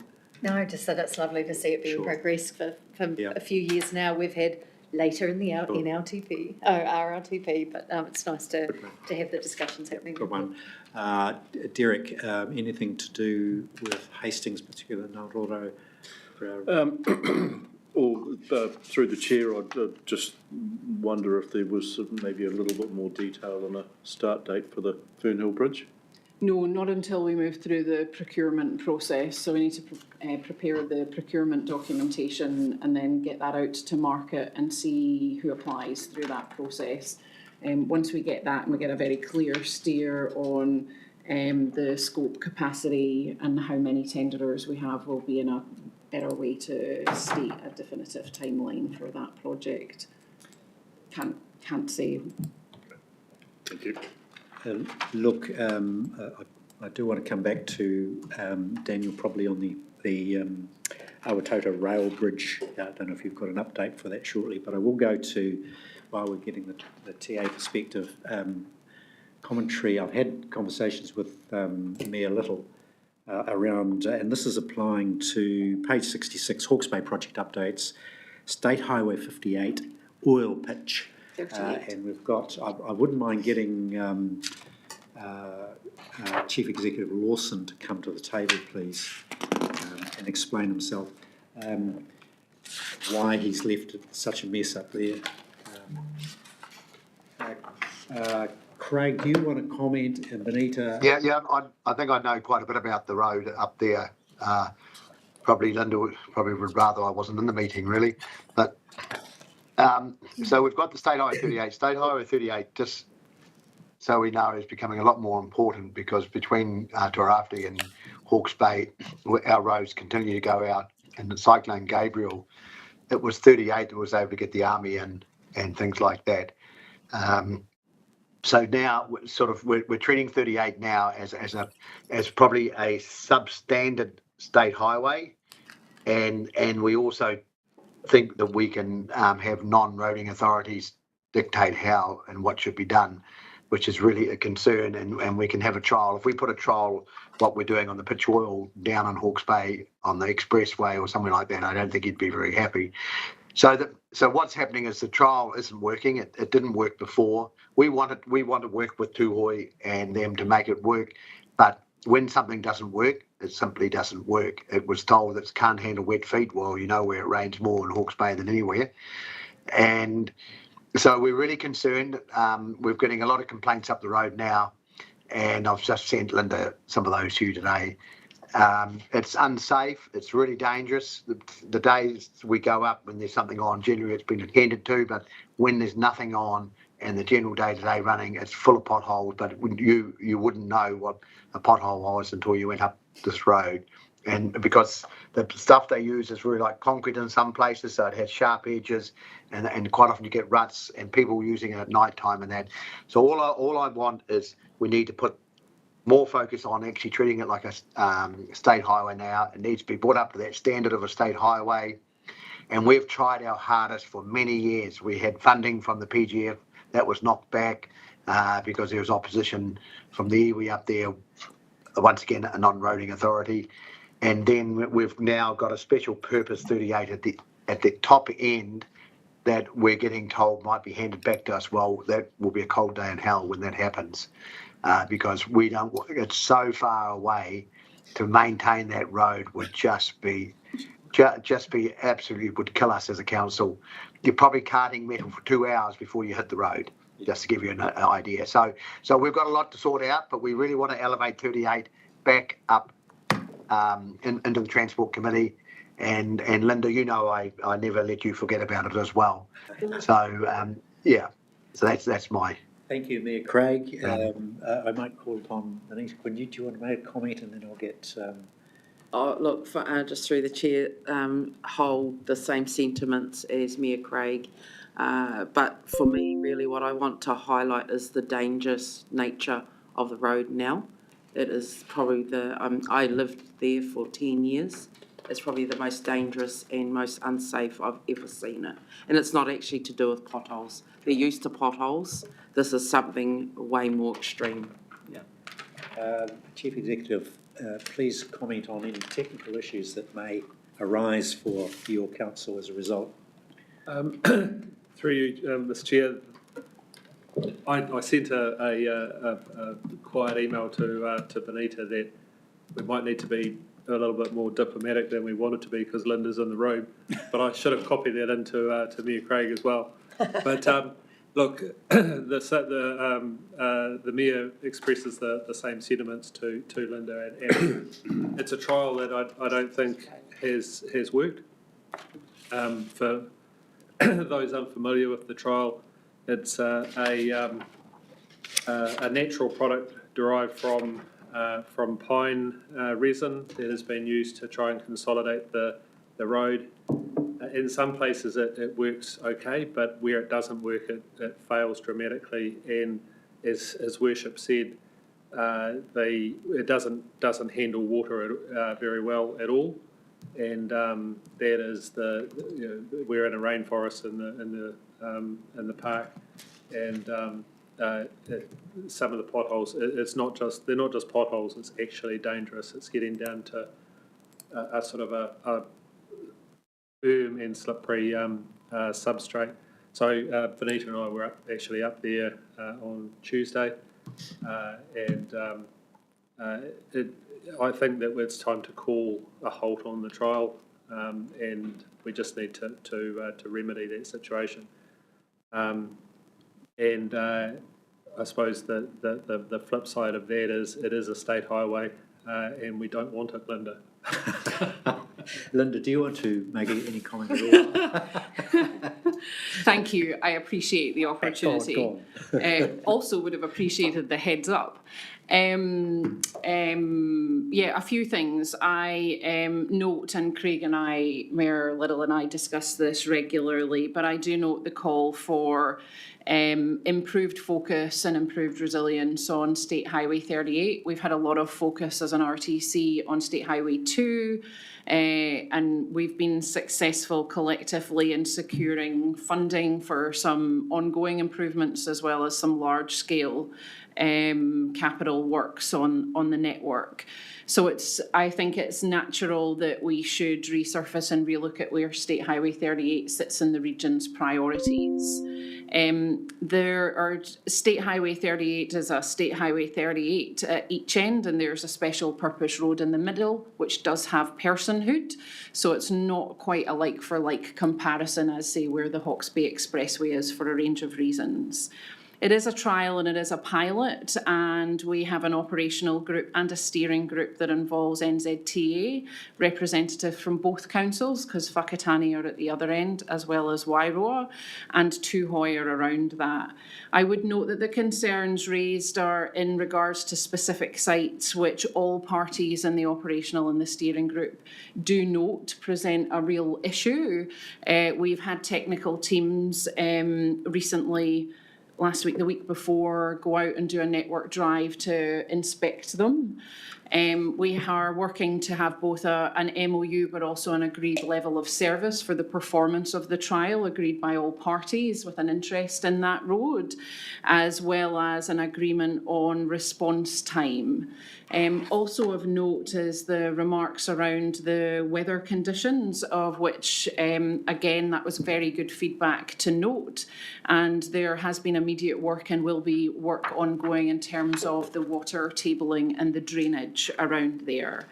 The discussion on whether the trial continues or not is probably for outside of this committee. And happy to continue those outside of the committee. At the same time, we are preparing work on the future. So we're gathering quite a bit of data on the performance of the trial, and that will help us to inform how we move forwards once the trial is completed. Thank you. Thank you so much, Linda. It's obviously a bit of a thorn in the side for many people, including NZTA by the sounds of it. Can I got my hand up there? Away you go, Craig. Yeah, just a couple of things there, Linda. Thanks for that. The trial is actually on a state highway section, not whilst there's a bit in the special purpose, the main trial's on State Highway. But all I'm asking is, from this committee's point of view, that we actually really realise how important State Highway 38 has become for the Tarafti and Hawke's Bay region now, because that is a lifeline to us now. It is actually quite a resilient road. It doesn't go out so much in the, would you believe, in the weather events. And all I'm asking is that the standard of that road is brought up to a standard of the state highway. That's what we and whilst it's a struggle for visitors, we have people who live up there. Bonita, 300 or 400 people. They're on their livelihoods. It's just killing them because the cost of maintaining their vehicles is just second to none. Thank you, Mayor Craig. I'm sure Linda's taken all of that on board, and I think the point of entry for this committee is at a different level. Did you want to say something? Yeah, I mean, Mayor Little, Matthew, myself speak regularly on this. It's not, I am taking all of those conversations on board. I think to Craig's point, it's for the committee to hear what is being said. You will have regional priorities through the RLTP that you will want to progress. I think Mayor Little's point, sorry, correct me if I'm wrong, Mayor Little, is that there's a call for State Highway 38 to be elevated through that regional prioritisation. Is that fair? That's fair. That's really the reason for raising it at the thing, that it needs to be recognised as quite a key piece of infrastructure now for Tairāwhiti, with the Waiweka and State Highway 35, meaning that coming south and going west are the only routes out of one of the main production areas in our country. So it's definitely a topic that we insert into the plan. Good. Look, we won't pursue that. I think we've done it to death a little bit. I did, before signing off on your paper, Linda, thank you. Daniel, can you just give us a quick heads up on activities, NZ Rail at Tātou? I see quite a bit of activity there. I saw the presentation just put up before. Is it one that you wanted me to talk to, or? Absolutely. You're still okay to talk to that, Daniel? The Trek presentation? Yeah. Yep. Great. So, yeah, I've got to go, Neil. Sorry to be a pain. Linda, if you yeah, Craig. Yeah, Linda, if you'd probably taken longer in your presentation, I would have gone before I made all those remarks. So next time, take longer and you would have been fine. Noted. Just on the Waikari Gorge, Linda, I just want reassurance that won't be, there's no chance of that ever being pulled, because, you know, that's such a big one for all the communities right from Gisborne right through, and of course back from Hawke's Bay back to us. So the sooner we get a spade in the ground, I feel we'll be a lot happier. Yes, noted. Agree wholeheartedly, Mayor Little. Great, thank you. Okay. Yeah. We just finish this bit off. She's not often at all. Can you see? This is actually. Oh, the Trek is the next paper. Oh, okay. Sorry about that. So look, I've 5.6. got myself confused here. We just need to sign off on that paper. So you'll so move. Yep, we're receiving the Central Region paper. So we've had a mover and a seconder. Someone. Sorry, who was the mover? Oh, Councillor Taylor and Councillor Parsons, would you mind? Thank you. All those in favour of receiving the NZTA report will say aye. Aye. Those against will say no. That's carried. Now we move on to 5.7. The Trek paper. Transport Rebuild East Coast Alliance update. So let's have that, please. Kia ora, I'm Daniel Hedefin, so I'm with QRail. But I've also, since the Trek Alliance got set up in 2023, been part of that. So just going to talk through both the road and rail works. So Trek is across both Hawke's Bay and Tairāwhiti, and while it's continuing, there's several projects still happening up in Tairāwhiti. Within Hawke's Bay, it's coming to a conclusion. So there are 3 projects that are still underway, but 97%, as it shows there, of the work is complete, and those projects that are still going, I'm going to be going through them. Some we're just talking about State Highway 38, works at Devil's Elbow, and then the rail bridge, which there was a question on just before. So State Highway 2, the work that's been happening there and is getting complete or has been completed. So Devil's Elbow, Devil's Corner. Devil's Corner is slightly up the grade back towards Napier when you're going down to Devil's Elbow. So that's where there's massive slip there and single lane for a long period of time. And there's been a few presentations in this group showing time-lapse cameras and such of how that's been built back to 2 lanes. So I drove over it just after it became 2 lanes again, and that was great. Lot of new culverts through there, and you can definitely see them with all the water going through as you travel through there, and just how important that drainage is around that section. There was also work on the grade coming up to Devil's Elbow from Napier, so around White Pine Bush, and then further on to Lake Tūtera, some underslips and such, and a lot of road resealing and such. But yeah, that biggest piece of work is what's shown there is Devil's Corner. It's about 12 metres high, and this piece of work has allowed a slight realignment as well as going back to 2 lanes. Okay, so what remains on Devil's Elbow is some resealing, and so that involves some night closures, and I think they've been going underway since February. I got a note just before this meeting that some cold weather and such has meant that some have been pushed slightly up, but they should be done by March, and you can see from the pieces done already just how that's improved things.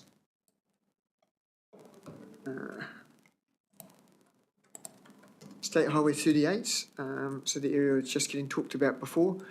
Trek has been involved in works at repairing damage, and so there's these three sites here on the way up to near Lake Waikaremoana.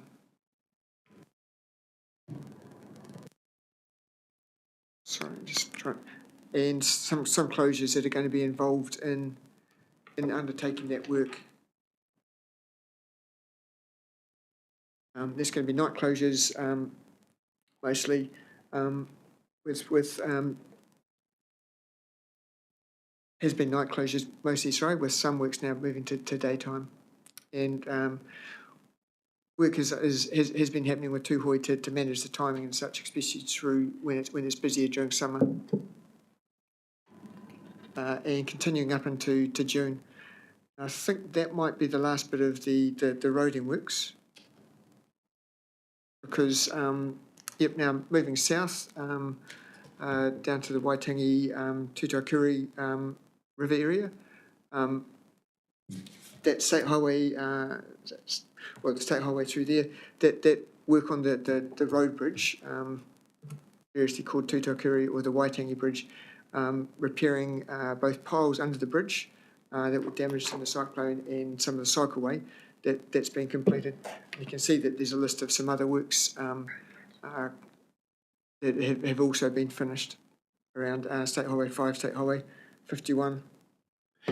And I might just pause on that, because I think my next slide's going to be rail work. It's been a huge amount of roading work throughout Hawke's Bay, particularly that Devil's Elbow has been really high profile, just because being able to see the works as you're travelling through it. It hasn't quite been 3 years. It's just over 3 years since the cyclone. Trek was set up soon after, and yeah, so that team, as Linda mentioned, moving out of Hawke's Bay. But yeah, it's been quite a massive amount of activity they've been undertaking. So it's gone. The rail bridge. So I'll being from Kirail, I can spend a bit more time on this one, the rail bridge. So there were 5 or 6 spans, I've forgotten actually, that were swept away come the cyclone. Kirail was able to put some works in place that by September 2023, the railway line was reopened. But those works, well, it was then considered as to is there going to be any substantial changes or to the bridge as a whole, and it was decided that there isn't the funding in place, and so those works were then what was needed to make them permanent. And so that's been underway for a while on site. As you drive through, you might have seen that the bridge has been scaffolded. That was to allow corrosion protection, so just painting of the spans that were put in after the cyclone, as well as the piers. So that work's all finished. There's some, I'll drop to the bottom one, some river berm work. So that's lowering the river level outside of the main channel, the berms, to be closer to what it has been in the past. So that some of that is upstream of the bridge, and some of that is between the road and rail bridge. And I think also on the downstream side of the road bridge. That work goes till May or so. It's weather dependent, so that could get pushed slightly. But yeah, hoping that work is happening in May. And then the piece I'll spend a bit of time on. It's the span replacements.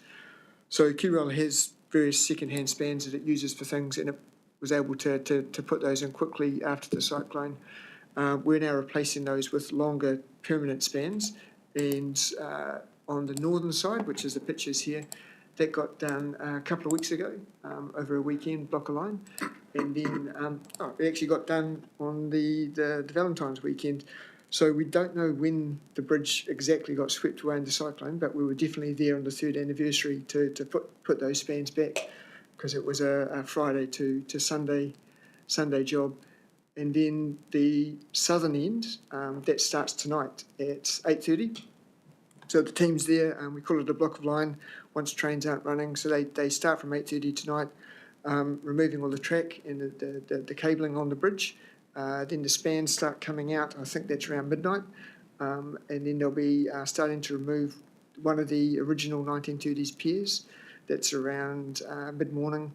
And then the span installation is starting in the afternoon, Saturday night, and goes through the night. And then the track crews come back in to get the track back on the Sunday.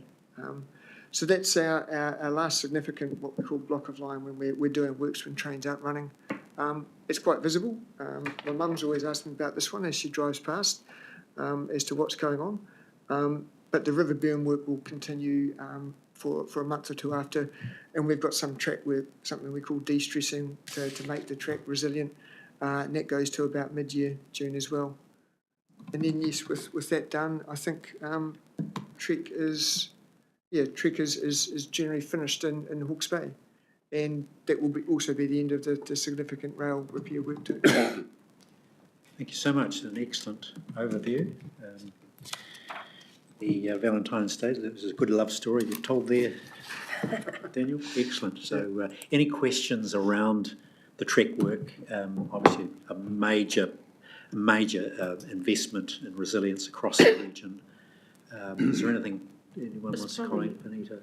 Just comment through the chair, just so you really appreciate living on this side of it, on north of it. You know, we can really appreciate how much work has gone in. So just in terms of what you mentioned about the work on State Highway 38, will that require any surface remediation, re-establishment after the works, and what will be used? Yeah, I don't have that detail. I believe it's, I'm just checking my notes, that it's slip repairs, and some of them are under slips. Yes. So the underslip ones, yes, they could well have some surfacing. And no, I don't have the detail of I'm guessing, is that around the tail wheel? Yeah. Yeah. I don't know, but if that is the current what's used, it will be. I suppose I'm not sure who this could be directed to, this question, but I think that's the difficulty, is if it's a trial, is it only in certain areas, or now is it being rolled out? Okay, thank you. 3 sections only for the purposes of the trial. Sure. All right, look, thanks for that. Sorry, Councillor. Mr Chair, just a couple of questions. I just wondered, where is Tinarui? There was some sandy creek and around the Devil's Elbow area, and I don't know where that is. Oh, sorry, where's... Rohi? Oh, okay. Road rebuilds at Sandy Creek, Kangaloo Falls, and, excuse my pronunciation if I got it wrong, Tinarui. Oh, is this down on the State Highway 15? And the State Highway 2 work, Devil's... I'm I just, just couldn't find, I'm happy just to ask that and be told at some point. It's okay. around, I was just looking back at my notes, I can't see, Page 72 of the agenda. Tingoio. Oh, sorry, no, look, I'm not actually sure. Being from a rail background, yeah, not cool. Not That's all right. my I expertise. didn't know. We just drove up there last week, so the other thing is just to note, for someone to note, the electronic sign at Wairoa, pointing to the day closures on State Highway 38. It took all of my local knowledge, and I'm not local to Wairoa, to convince the cars that I was travelling to Gisborne with that the road to Teritorial we could go that way, that it wasn't closed, because it was back just asked that electronic sign have something about beyond Frasertown or something like that, they got really confused about whether they could still go on the Teritorial road. Right, okay. Just a point to note. Cool, I'll mention it. Look, let's close this particular item off with a recommendation. Thank you, Councillor and Councillor. We've got receiving the report. Thank you very much. An excellent report. All those in favour will say aye. Aye. Those against will say no. It's carried. Look, a question, we could stop for a cup of tea now, or alternatively bring on board my favourite people who are RoadSafe. Could do it before lunch. Like to? Yes, because they've got something else on. No, they want to spend some time with the community, with the committee during lunchtime to take them through some of these things. So Get the paper. Yeah, sure. Would you mind if we heard from RoadSafe now? Sounds good. And gives you a chance to chat about very important RoadSafe issues over lunch. Are you comfortable with that? We're meant to stop after 2 hours, but Wairo have held us up today. They've really done the dirty on us. So we'll hear from RoadSafe. I wonder if these wonderful people can take their place up the front.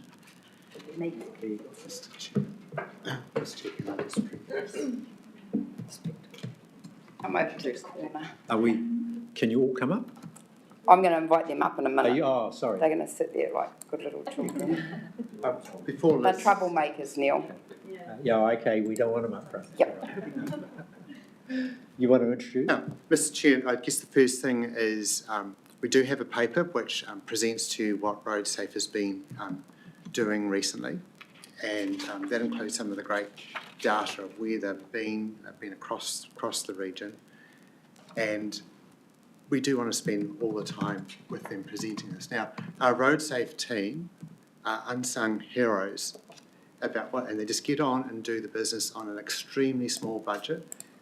Each of the councils in the region and NZTA contribute towards that amount, and so what they do I know is really important to you.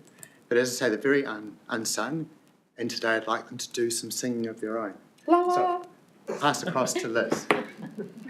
Thanks for that, Russell. I was going to say good morning, but actually I'm now going to say good afternoon. For those of you that don't know me, my name's Liz Shalariki, and I have had the good fortune to work for the Regional Council for 15 years in my RoadSafe role. Pretty passionate about it, definitely. We're super excited to be able to show you just a little smattering of some of the activities we do out in the community. Yeah, we've done a bit of an overview on a couple of main projects that fall under some of these. These are our 7 key focus areas.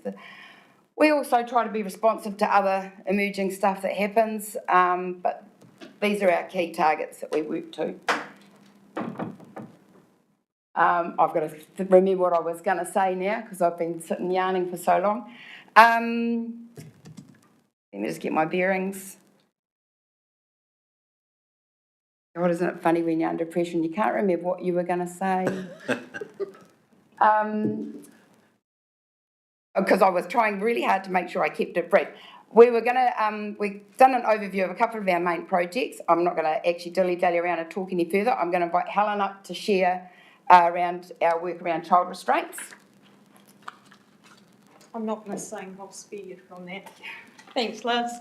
Just to quickly introduce myself, my name's Helen Small. I've been a volunteer with RoadSafe Hawke's Bay for many years, and I'm fortunate for the last couple of years I'm actually employed now part-time at 10 hours a week. So I'm just going to give a quick overview of our child car seat checking clinics that we do. We're very thrilled to share these with you today. We've made significant headway in these. We're now doing them monthly in every region, free checking clinics for our community. It's something that we're really, really pleased about. We're working very closely with the councils and Plunkett and other stakeholders with these car seat checking clinics. I'm also going to share with you a new project that we currently have underway. It's the Reduce, Reuse, Recycle car seat project. It's going to enable us to get expired and unused seats out of the community, and it's going to help us reduce the waste of them going to landfill. Approximately 100,000 car seats every year expire in New Zealand, which equates to about 500 tonne that has the potential to end up in our landfill. 92% of car seats are actually recyclable, so this is a win for all of us. Seats that are still current and usable, we're going to be able to collect, and we're going to be able to re-gift these to the need back in the community. So that is another big win for us as well that we're thrilled about. So if anyone here has an unused car seat that you'd like to gift, I'm your girl, so just let me know. I'll be more than happy to take it off your hands and get it sorted under our new car seat project. Back to you, Liz. Thanks, Helen, that's awesome. Not going to dilly-dally. Andy, I'm going to invite Andy up from police to come and share a couple of our other joint projects. Good morning, everyone.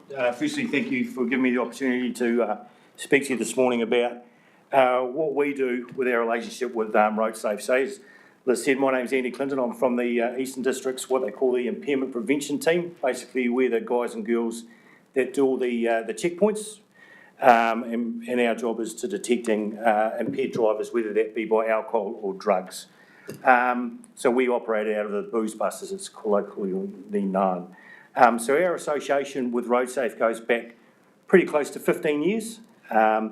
And we formed this partnership to support young drivers who historically have been deemed as being high risk, purely because of their age and their lack of experience. So we've developed the idea of a road safety expo. And this involves inviting Year 11 students who are starting their driving journey, and that was involving all 22 colleges throughout the wider Hawke's Bay region, from Central Hawke's Bay all the way up to Wairoa. However, recent budget changes have meant that we've had to change how we deliver the expo, and so what we do now is that we take the expo to the schools as opposed to them coming to us. So whilst this has provided new challenges, we've developed the expo to incorporate our other main stakeholders to present a product that still addresses the main challenges that the young drivers encounters. But the expo is not the sole project on which we collaborate with RoadSafe. So the New Zealand Police road policing activities are centred around what's called the Road Policing Investment Program. And within that investment program, there's 7 operational priorities that we need to concentrate on. And these 7 priorities are impairment, and as I've said, it's drugs and alcohol. The drug testing is due to roll out nationwide in a couple of months. Speed, which speaks for itself. Restraints, obviously seatbelts, Alan spoke to about with car seats. Distractions, which is obviously the main ones for us is cell phones, which is pretty much at an epidemic proportion. At this stage, you see people all the time on their cell phones. High-risk drivers, which is what we spoke about, the young drivers being on graduated licences, and also our lovely, what we call anti-social road user categories, the boy racers. Commercial vehicles, heavy goods vehicles that are always on our state highways, as we know. And finally, the 7th and last one is what they term as other on-road prevention activities, which education falls in this, which obviously the expo falls under that umbrella. So apart from the speed and the commercial vehicle ones that I've just listed, we utilise RoadSafe to assist with the other 5 remaining priorities. So on a weekly basis, the police will set up a checkpoint, and our lovely Helen and Liz will help us, as what we call a spot and stop operations. And these are targeting cell phones and seat belts any of the other offences that the ladies care to point out to us. And as well as that, we offer handing out pamphlets and encouraging road safety to the drivers that are stopped. So in relation to the stop and spot operations, a couple of years ago, Liz and I decided we need to actually collect some data on these because bosses and committees love figures. So for the past 2 years, it started on the 1st of February 2024, so the past 2 years, we've had 85,944 vehicles go through these checkpoints. Out of that number, we've issued 1,164 cell phone offences, 784 seatbelt offences, and further to that, we've also enforced a further 232 traffic-related offences, whether that be graduated licence breaches, vehicle faults, and on 8 occasions, we've also had vehicles, what we call failing to stop for us, so we see if, and they've taken off. So you see what these ladies help us with. As a result of that, these figures basically show that unequivocal evidence that the relationship that we've got between the police and RoadSafe basically holds local drivers to account for their offending. There's no way that we'd be able to deliver, the police could deliver on those operational activities without the assistance of RoadSafe. Those figures just back that up. So from the police's perspective, we're thankful for the relationship and we really look forward for it to continue in the coming years. So that was just a quick overview of what we do. Thank you. Thank you, Andy.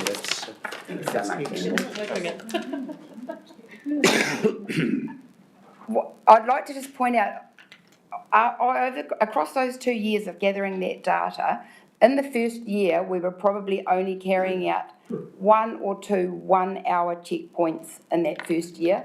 So it's sort of hard to explain how that number is so vast. In the past year, we've probably been doing maybe 3 hour-and-a-half checkpoints supporting the police work. So that number is enormous out of real minimal hours of our time. So it's invaluable to work alongside the police to do that. We have lots of other activities that we do out in the community. This is just a pictorial overview of a couple of them. We routinely do fatigue stops over the long weekends. We were trying to talk to travellers from out of the bay coming in. Sorry, went too far. I didn't even double click that, it's having me on. Fatigue stops when we've got travellers coming into the bay. The neat part about it is when we stop and get people into the checkpoint, we're not only talking about fatigue, we're talking about all of the road safety risks. The police do their BAU and we just support that and make them look good, I always say. So it's things like fatigue stops. We do the SAD student workshops, which we're lucky enough to have one of those scheduled for next week. Motorcycle safety, always supporting other community events. Helen does a Court Being Good initiative.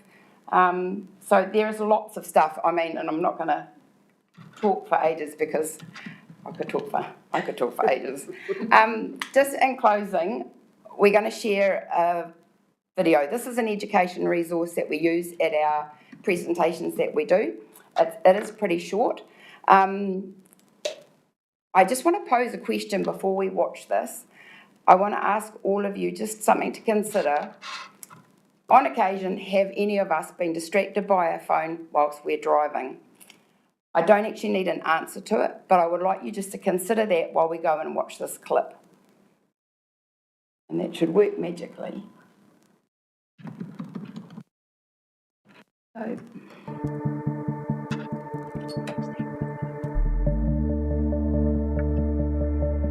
If you're distracted while you're driving, are you concentrating on what you're doing, or are you driving blind? If you're driving blind, what's happening in front of you and how can you react? The average time it takes a driver to see the danger and take action is about 1.5 seconds. If you add speed into the mix, the consequences are even greater, whether that's in a 50k zone or a 100k zone. You can drive on the open road at 100 kilometres an hour without realising it. You're doing 110, 115, if not more. You might have the open road ahead of you and talk to your companion, but your distraction is away from your speed. The next thing you're doing 115. When you're not aware of what speed you're going, that's just as dangerous as not being aware of what's in front of you. At 50 kilometres an hour, you're travelling at 13.5 metres per second. This is 13.5 metres, about the distance of 2 parked cars. You're distracted for 1 second, effectively driving blind for 13.5 metres. You look up and see a girl crossing the road. So you react. It takes 1.5 seconds for your brain to tell your foot to step on the brakes. You've just travelled another 20 metres before you've fully pushed the brakes. The vehicle then travels a further 7 metres before stopping. Now if you had been travelling at 60 kilometres an hour, for the sake of doing 10 k's over, you've increased your stopping distance, which is huge. I've seen people go over bonnets, I've seen people go under wheels. But what if the conditions are not normal? What if it's pouring with rain, or the sun's in my eyes, I've got bald tyres, or my brakes aren't up to scratch? Driver experience, road conditions, weather conditions, and the type of vehicle you drive are just some of the other factors that affect your ability to stop safely in an emergency. Here's my car. It's a modern police car, it's well maintained, has ABS brakes and good tyres. If I brake hard at 100 kilometres an hour on a dry road, I'd come to a stop in 28 metres. How do you think you or your car will perform in an emergency? There is a trend and there are a lot of people still using cell phones, and it is a problem. At the end of the day, we do attend a lot of minor crashes where people have been distracted, and it's clear they've been distracted. I've seen a lot of pain associated to distracted and speeding drivers. Grandma had been into town and she was playing cards at a local RSA. That was something she did every Thursday afternoon, and she was walking home from town and it was about 4:45 at night. It was just an ordinary day. Tuesdays and Thursdays she walked to the RSA. Fridays she walked down to Age Concern to play bingo. So yeah, she, just went and played her cards, and cousin had offered to pick her up and she said no.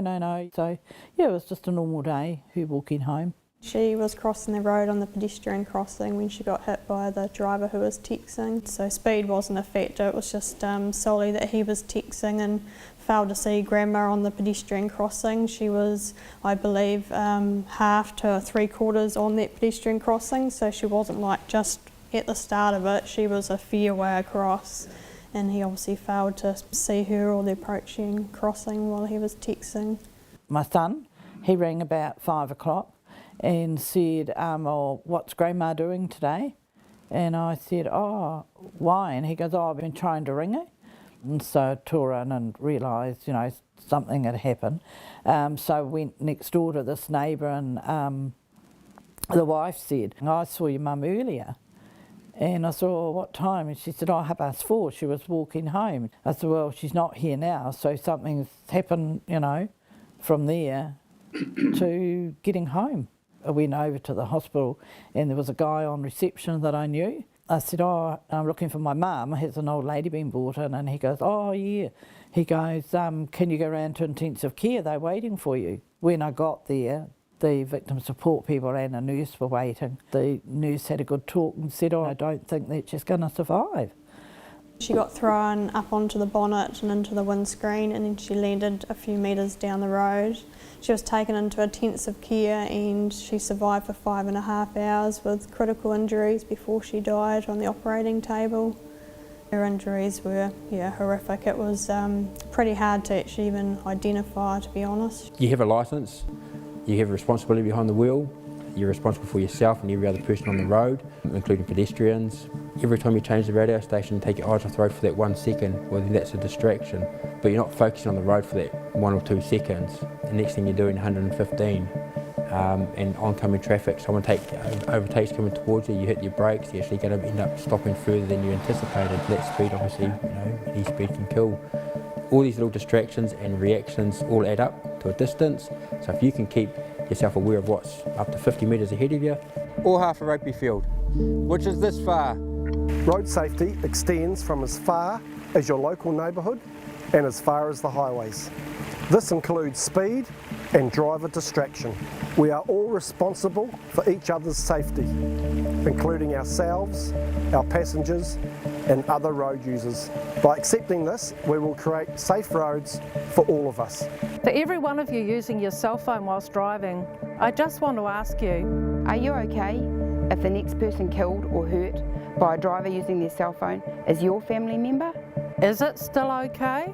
A speed camera. Don't let it be your last family photo. Life. It doesn't have a reset button. Slow down and drive carefully. It's simple. The faster you go, the bigger the mess. No text message or cell phone call is that important that someone has to lose their life for it.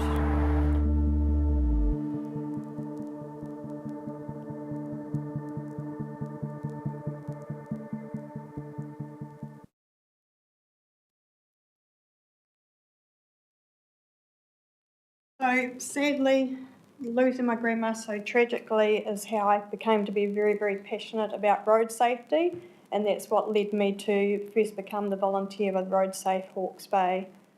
I belong to a very unique club.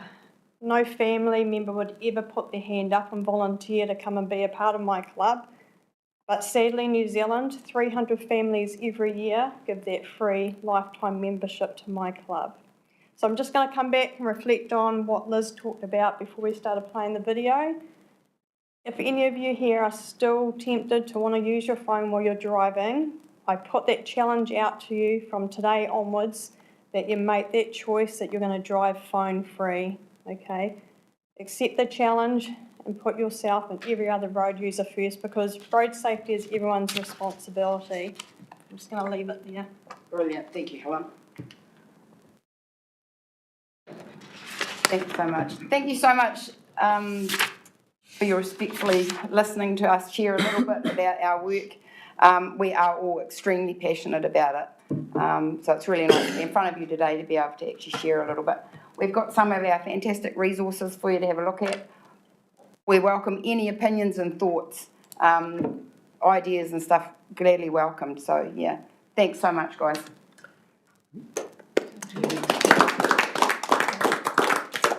Look, thank you so much, Liz and team. An extraordinarily moving production, so thank you for that. And I think it underscores the role that RoadSafe does play and can play, in protecting the people that use our transport network. And when you think about it, every person in our community, probably without exception, uses our roading network daily, and yet we treat it with such cavalier disrespect as to what's going on. I have no hesitation in making and saying to this committee that one of the outcomes that we will be elevating into our plan is the issue of road safety and the position of RoadSafe. As a former chair of RoadSafe, I've had that background some 20 years ago, and the issues still remain. So look, let's, we're looking to break for lunch, shall we, Russell? What do we do? Receive this report. So we will receive this report with a note that this committee will be including and making very conscious the issue of road safety in this region as a priority, as a principle and a priority of our roading plan. So thank you so much for the work that you do, and also to the Eastern District's policing police force, who have a tremendously difficult job to do. They are the people that clean the mess up, and we need to acknowledge how important their contribution is to this region. So thank you for your contribution. It's been wonderful. Can I have a mover for this report, please? It's Councillor Taylor and Councillor Parsons. That obviously will be accepted without any suggestion that we wouldn't be doing and acknowledging the work that they do. So thank you for that. What are we doing? We're breaking for lunch, and we can have a little chat, and then we'll come back and finish off. I think, what have we got? 3 items, Leanne, to finish off, and we'll rattle through those quick smart so people can get on with their day at 20 past. How long's enough for lunch, folks? Is it a quarter of an hour? 10 minutes? Staff might want 10 minutes? 20. Especially if you want some time with the road safety. Sure. Okay. Let's call it 20 minutes to 1. We'll come back and reassemble for the rest of the meeting. Get that done by 1 o'clock. How's that? That's the promise. One point, Mr. Chair. Just before you vote, we vote on that. Oh, did I resolution. not? Yeah. Sorry. I actually just want to, as a Sorry, my former apologies, RoadSafe Councillor. Hawke's Bay coordinator and as a volunteer firefighter, I came on board with RoadSafe Hawke's Bay about the same time that Helen did, and or started being involved, and just can't highlight. Hopefully you can't see the red eyes in the video, but yeah, just their work is extremely important. Yeah. Thank you. Sorry, I should have acknowledged that earlier. Thank you. All right. Thanks, folks. I don't think I passed the resolution, did I, or the recommendation? All those in favour of receiving the report will say aye. Aye. Those against will say no. Thank you for that. We're in adjournment for 20 minutes.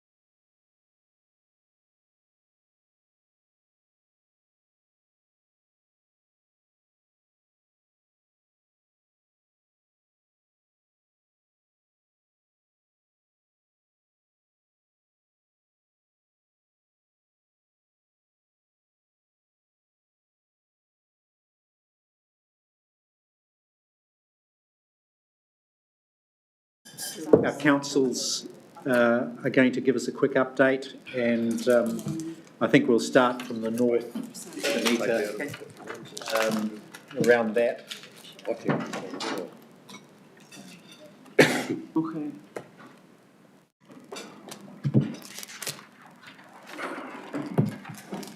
Right, you're ready to roll. I think, Benita, if you can just, as a very brief update, we know all about Highway 38, so we probably don't need to go there. That's right. I had strict instructions to bring State Highway 38.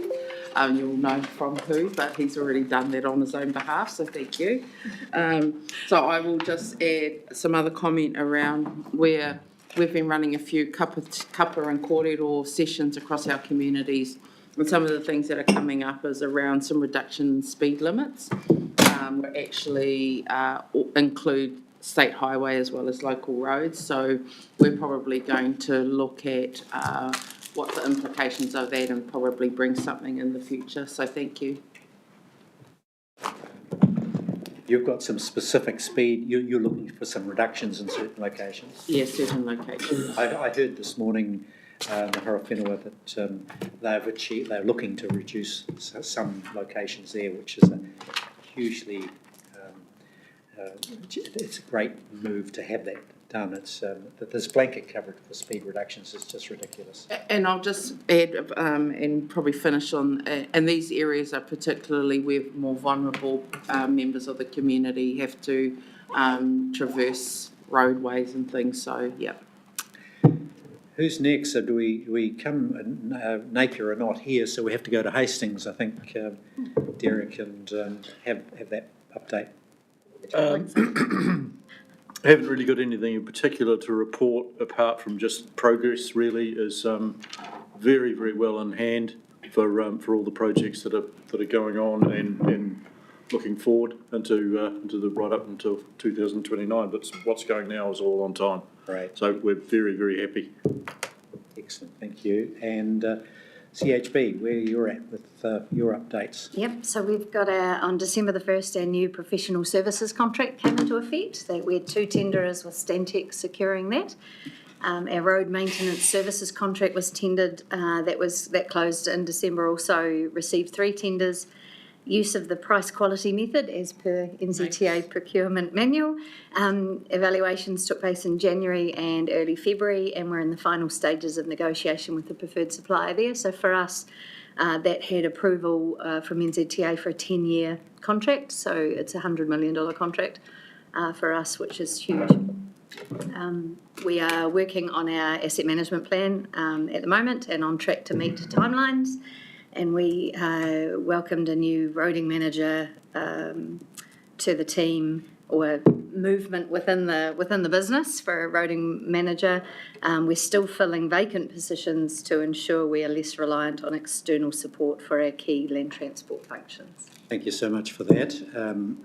The only area of engagement for the regional council is our public transport scenario, and we've already had significant report there, so we probably don't need a report on that. Just before we receive and note those updates, however, I think at some point this committee may, and particularly the TA representation on it, may have to sit around and say, what does the future look like for the road transport, the regional road transport, regional transport committee?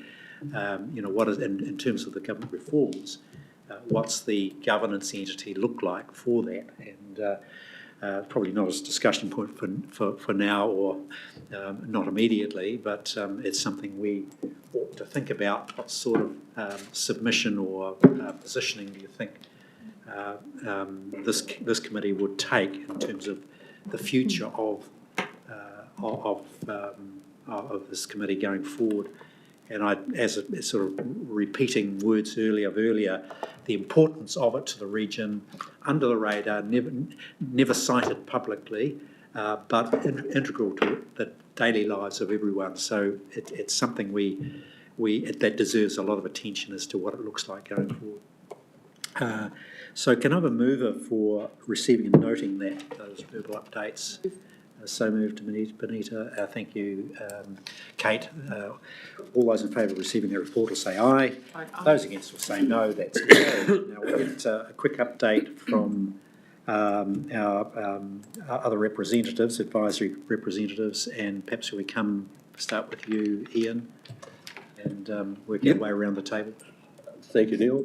Nothing too much to report, but I just wanted to elevate our industry's had a request from WMS, which I think is the engineering people that are doing the Redcliffe Bridge and approaches for support on a roundabout on the Links Road, State Highway 50 intersection, or a free left turn there, which I think is in the interest of the area. It gets very congested there. I'm just wondering if are you aware of that request or that proposition, Linda? Yes, through you, Chair, we have responded directly to Hastings Mayor and also the Napier City Mayor on the request. Okay. And also their letter has been received and will be responded to by the Minister as well. So I was just wondering whether it was in the interest of this committee to support it as well as Hastings and Napier, because with at the moment Omaranui Road's being fed with heavy vehicles down Links Road with Fernhill Bridge out, but once Fernhill Bridge is going again, you'll get an influx of traffic from 50 heading to the port that way. So I don't think it's ever going to get a lot better. I don't want to preempt, the response has only just gone out to Hastings and Napier mayors this morning, and don't want to preempt the response from the Minister, but just 2 points to note. There was nothing to address this intersection included in the current NLTP, so the availability of funding is not there and it wouldn't be covered under the associated emergency works. The performance of the intersection, it actually works well, but in a higher speed environment we would have concerns. So the teams are working together to look at what sort or type of intervention might be appropriate to include in the 2730. So to your point, that's a great kind of cross collaboration of community engagement to get it into a state highway improvement programme. So that's kind of the short one. So just, Linda, what's your best advice? Would this committee's advocacy be relevant, or should it be left to the TAs? What's your best trick for speaking up about it? I think the moment is kind of past, depending on if the Hastings and Napier Mayor are satisfied with the responses they've received. They may well come back to regional leadership to seek further advocacy, and I will leave that to regional leaders to decide at that point. I think probably at a practical level, the most important way would be for us to work together to ensure that an activity or an improvement is included in your RLTP and prioritised as you feel is appropriate for 2730. Good advice, thank you. That's all, Ian, from you? Yeah, thank you, Neil. Oh, David, how's it looking in your world? It's looking all right, thank you, Neil. We looking forward to next Thursday when the SAD people have their workshop in Hastings. I understand that there's been quite a bit of interest from other schools that haven't been involved in SAD previously, so it's an opportunity for them to see what goes on. I'm going to put in an appearance, and I'm also keen to meet Sean from St John's College, who's apparently taking a leadership role within SAD. So, so that's an opportunity for us as well. Thank you. Thank you. Daniel, Yep, I've got a couple of things. So before Christmas, QRail, we worked with the road controlling authorities and Wakikotahi and ZTA on something called level crossing risk assessment guidance, and QRail's produced a new revision that gone out to all RCAs and NZTA for consultation. So that's something that I know there's a lot of level crossings in Napier City Council, Hastings District Council area, Central Hawke's Bay, no active ones in the Wairau District Council at the moment.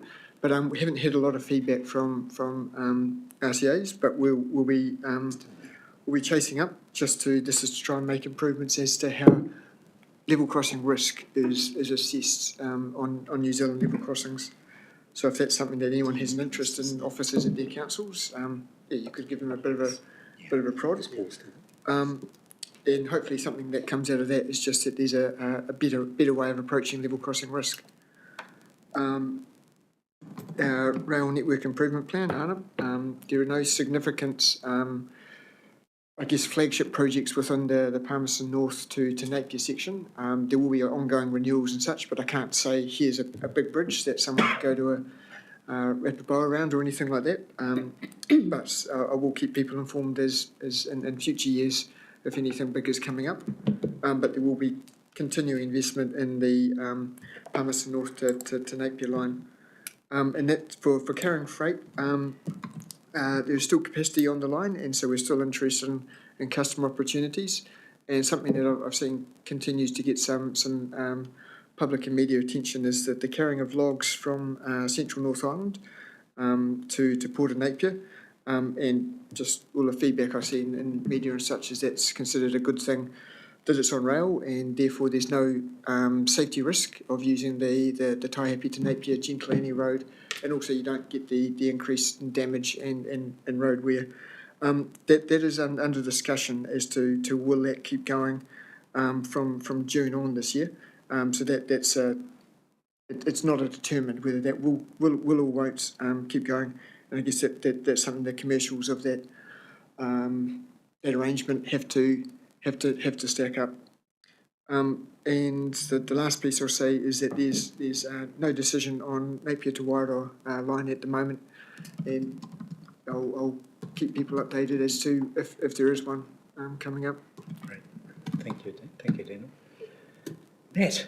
I guess update in terms of from the hospital point of view, there's a new ward block being built that's temporary, but I guess from a transport perspective, it's going in the car park of where it was previously as well. So hospitals had increased issues with parking, which was already tight around the hospital as well, to try to encourage them being aware of public transport and other alternative means as well.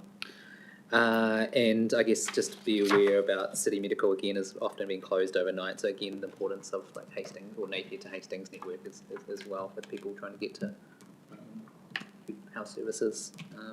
Thank you so much. That's good. Listen, we'll go up online and Nicholas, how's the port looking?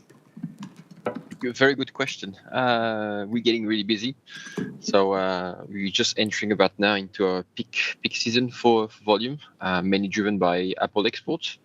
As a little figure, our number of truck visits like this week is nearly double what we had in January, for example.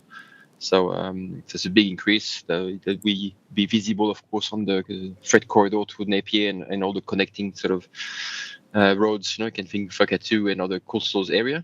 But that's a good sign for the region and a good sign for the port. So that's a positive news. But be careful on the road. There will be a lot more trucks. And I think my other point is just on what Dan was saying with regard to the rail line. So the port through our viewpoint supply chain team, we've been sort of really working really hard with providing a transport solution based on rail from customers that live a bit further than the proximity. So you think Manawatu and Whanganui, for example. And predominantly we use rail. So we've actually been increasing our volume on rail again by 50% versus last year. We're actually getting close to maximizing that current capacity, but at the same time working with KeyRail, the commercial team, to increase further capacity. So we have a healthy balance between what goes on a truck and what goes on rail, just to for all the good reasons we know from savings the road and maintenance and carbon emission. And the other point is on the logs. Obviously, it is a commercial discussion. The logs coming from the central region, we would prefer all this to obviously keep on being on rail. Those 18 wagons per day. But it will come down to a commercial decision between, I guess, KeyRail and the current cargo owner. I think it's interesting of everyone to find a way to continue, and I'm sure that through negotiations and other discussion, eventually we'll we'll land on a solution. I know it's not guaranteed, but that's probably on the best interest of everyone. Great, thank you. Good to hear. I hope those negotiations land with rail. That would be a great outcome for the region. Yep. Yeah, Paul, are you still available? Is there anything you'd like to? I'm still available. Oh, good on you.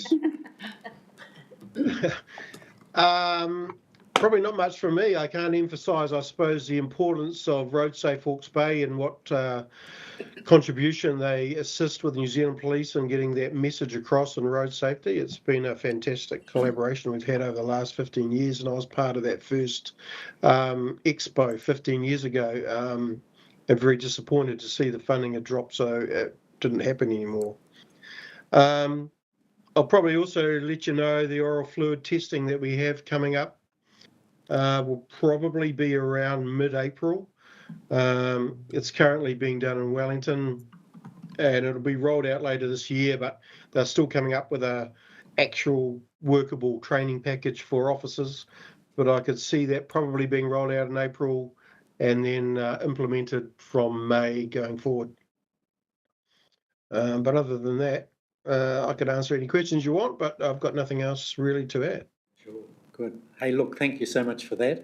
And thank you, Sean, for sitting through. We like your graphics. It's very impressive.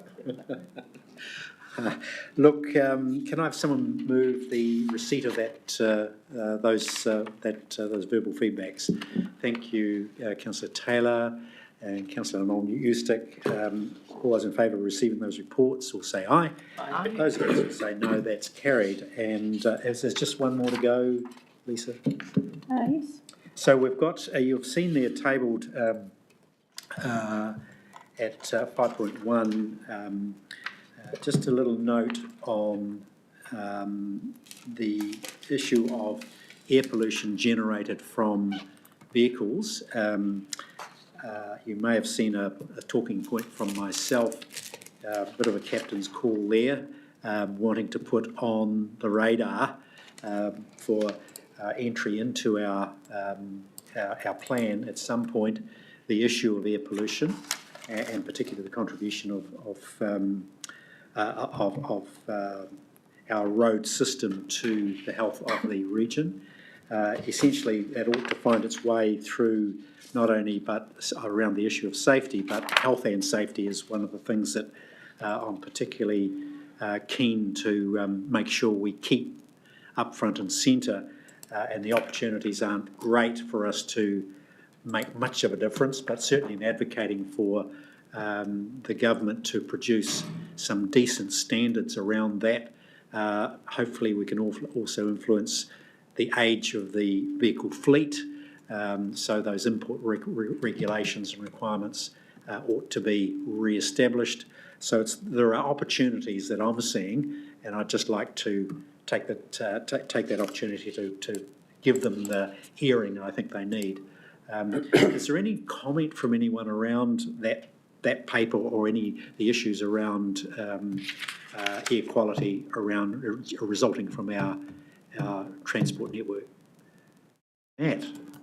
And I have to declare an interest in this, and it's not in my role as Chief Executive of Warren District Council, but just a heads up that there is actually an application about an amended application about to go to Hastings District Council for a fuel station that is going to have a heavy emphasis on hydrogen vehicles, and providing that.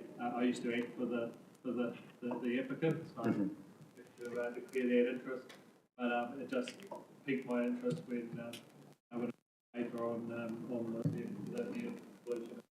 Great, thanks, Matt. Thank you, Matt. Have you got a comment? Yeah, just definitely support it from a health point of view, like air pollution overall, and particularly from cars as well. It's definitely an underappreciated things. Like as a GP, no one's going to walk and say, "Hey, I'm here because I got air pollution," but it's going to be presentations with asthma attacks in young kiddies, or also people with heart attacks, all those fine particles in the air can get into the lungs and increase the risk of heart attacks and strokes and breathing issues as well. But obviously not just air pollution from cars, but also from burning fires and orchard burning and things like that as well.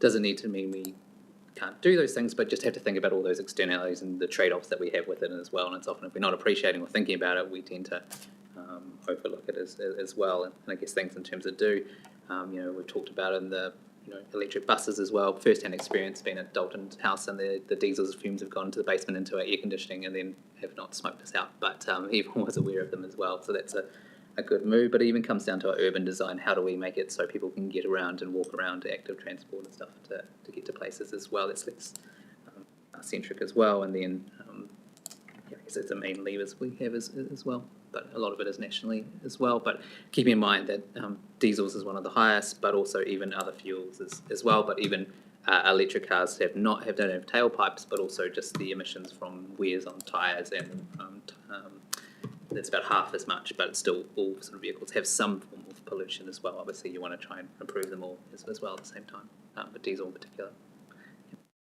Anyone else have raised their level of interest at all? Or Ian, I thought the truckies might say something about this.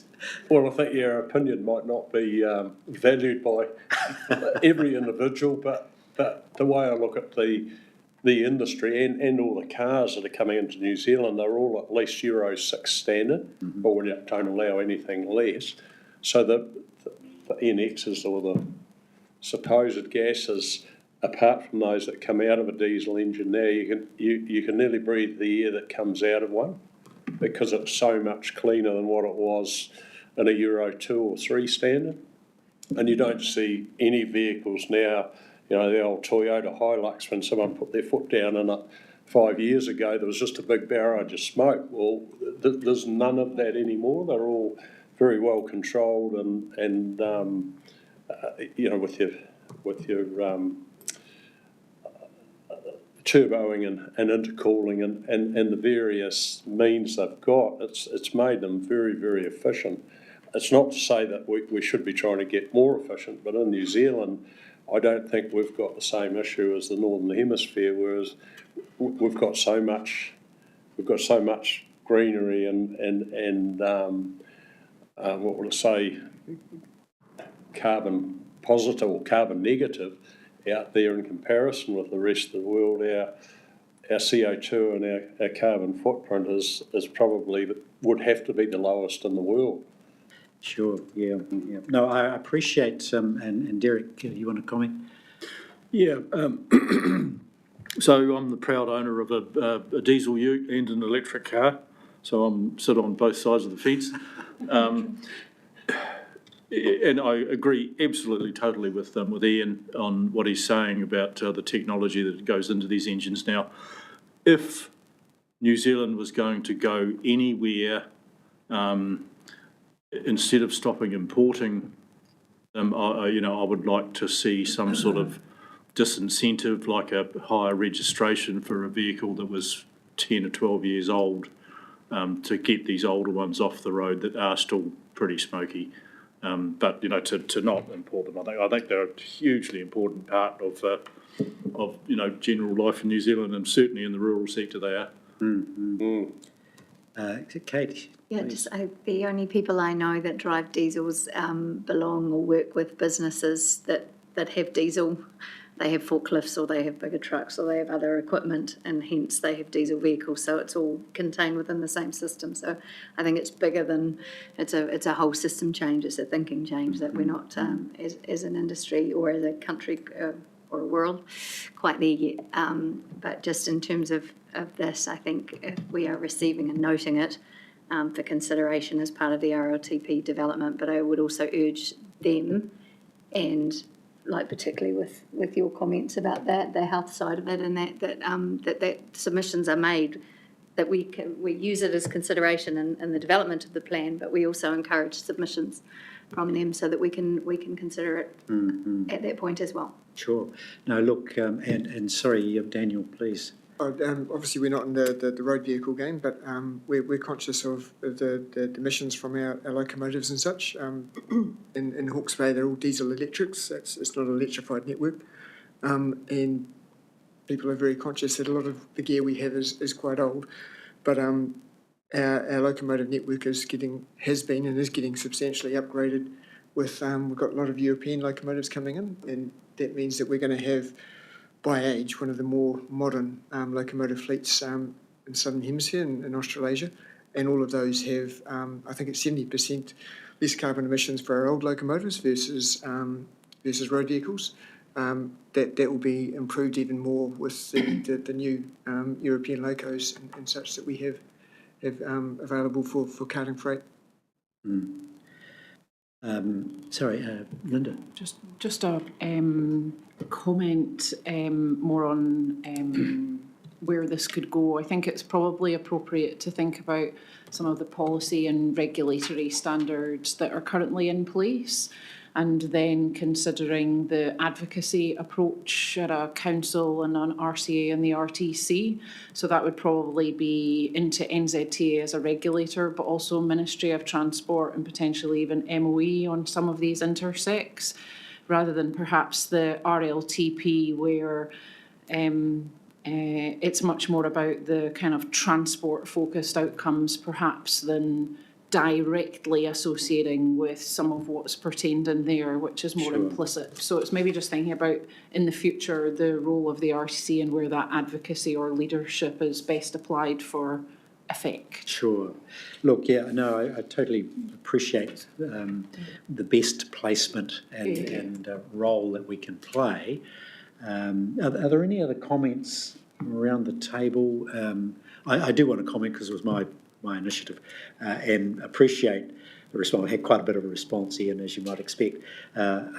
Look, I hear those viewpoints and if you like, the assumption that these latest technologies particularly around diesel vehicles, is, if you like, mitigating this to a degree that we would find it acceptable. I'm not accepting that rationale.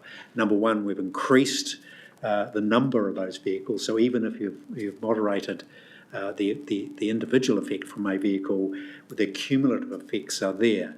The thing we haven't got in this region is measurement of PM 2.5. We do PM 10. We've already, and we know this from our air sheds in Napier and Hastings, got an air contamination problem.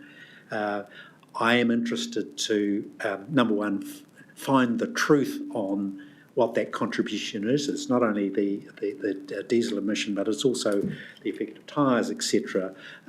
So that the cumulative effects of all of that. And I can tell you that our respiratory wards at the hospital are chocker, and I've got advocacy from, I must come clean here and declare a conflict of interest.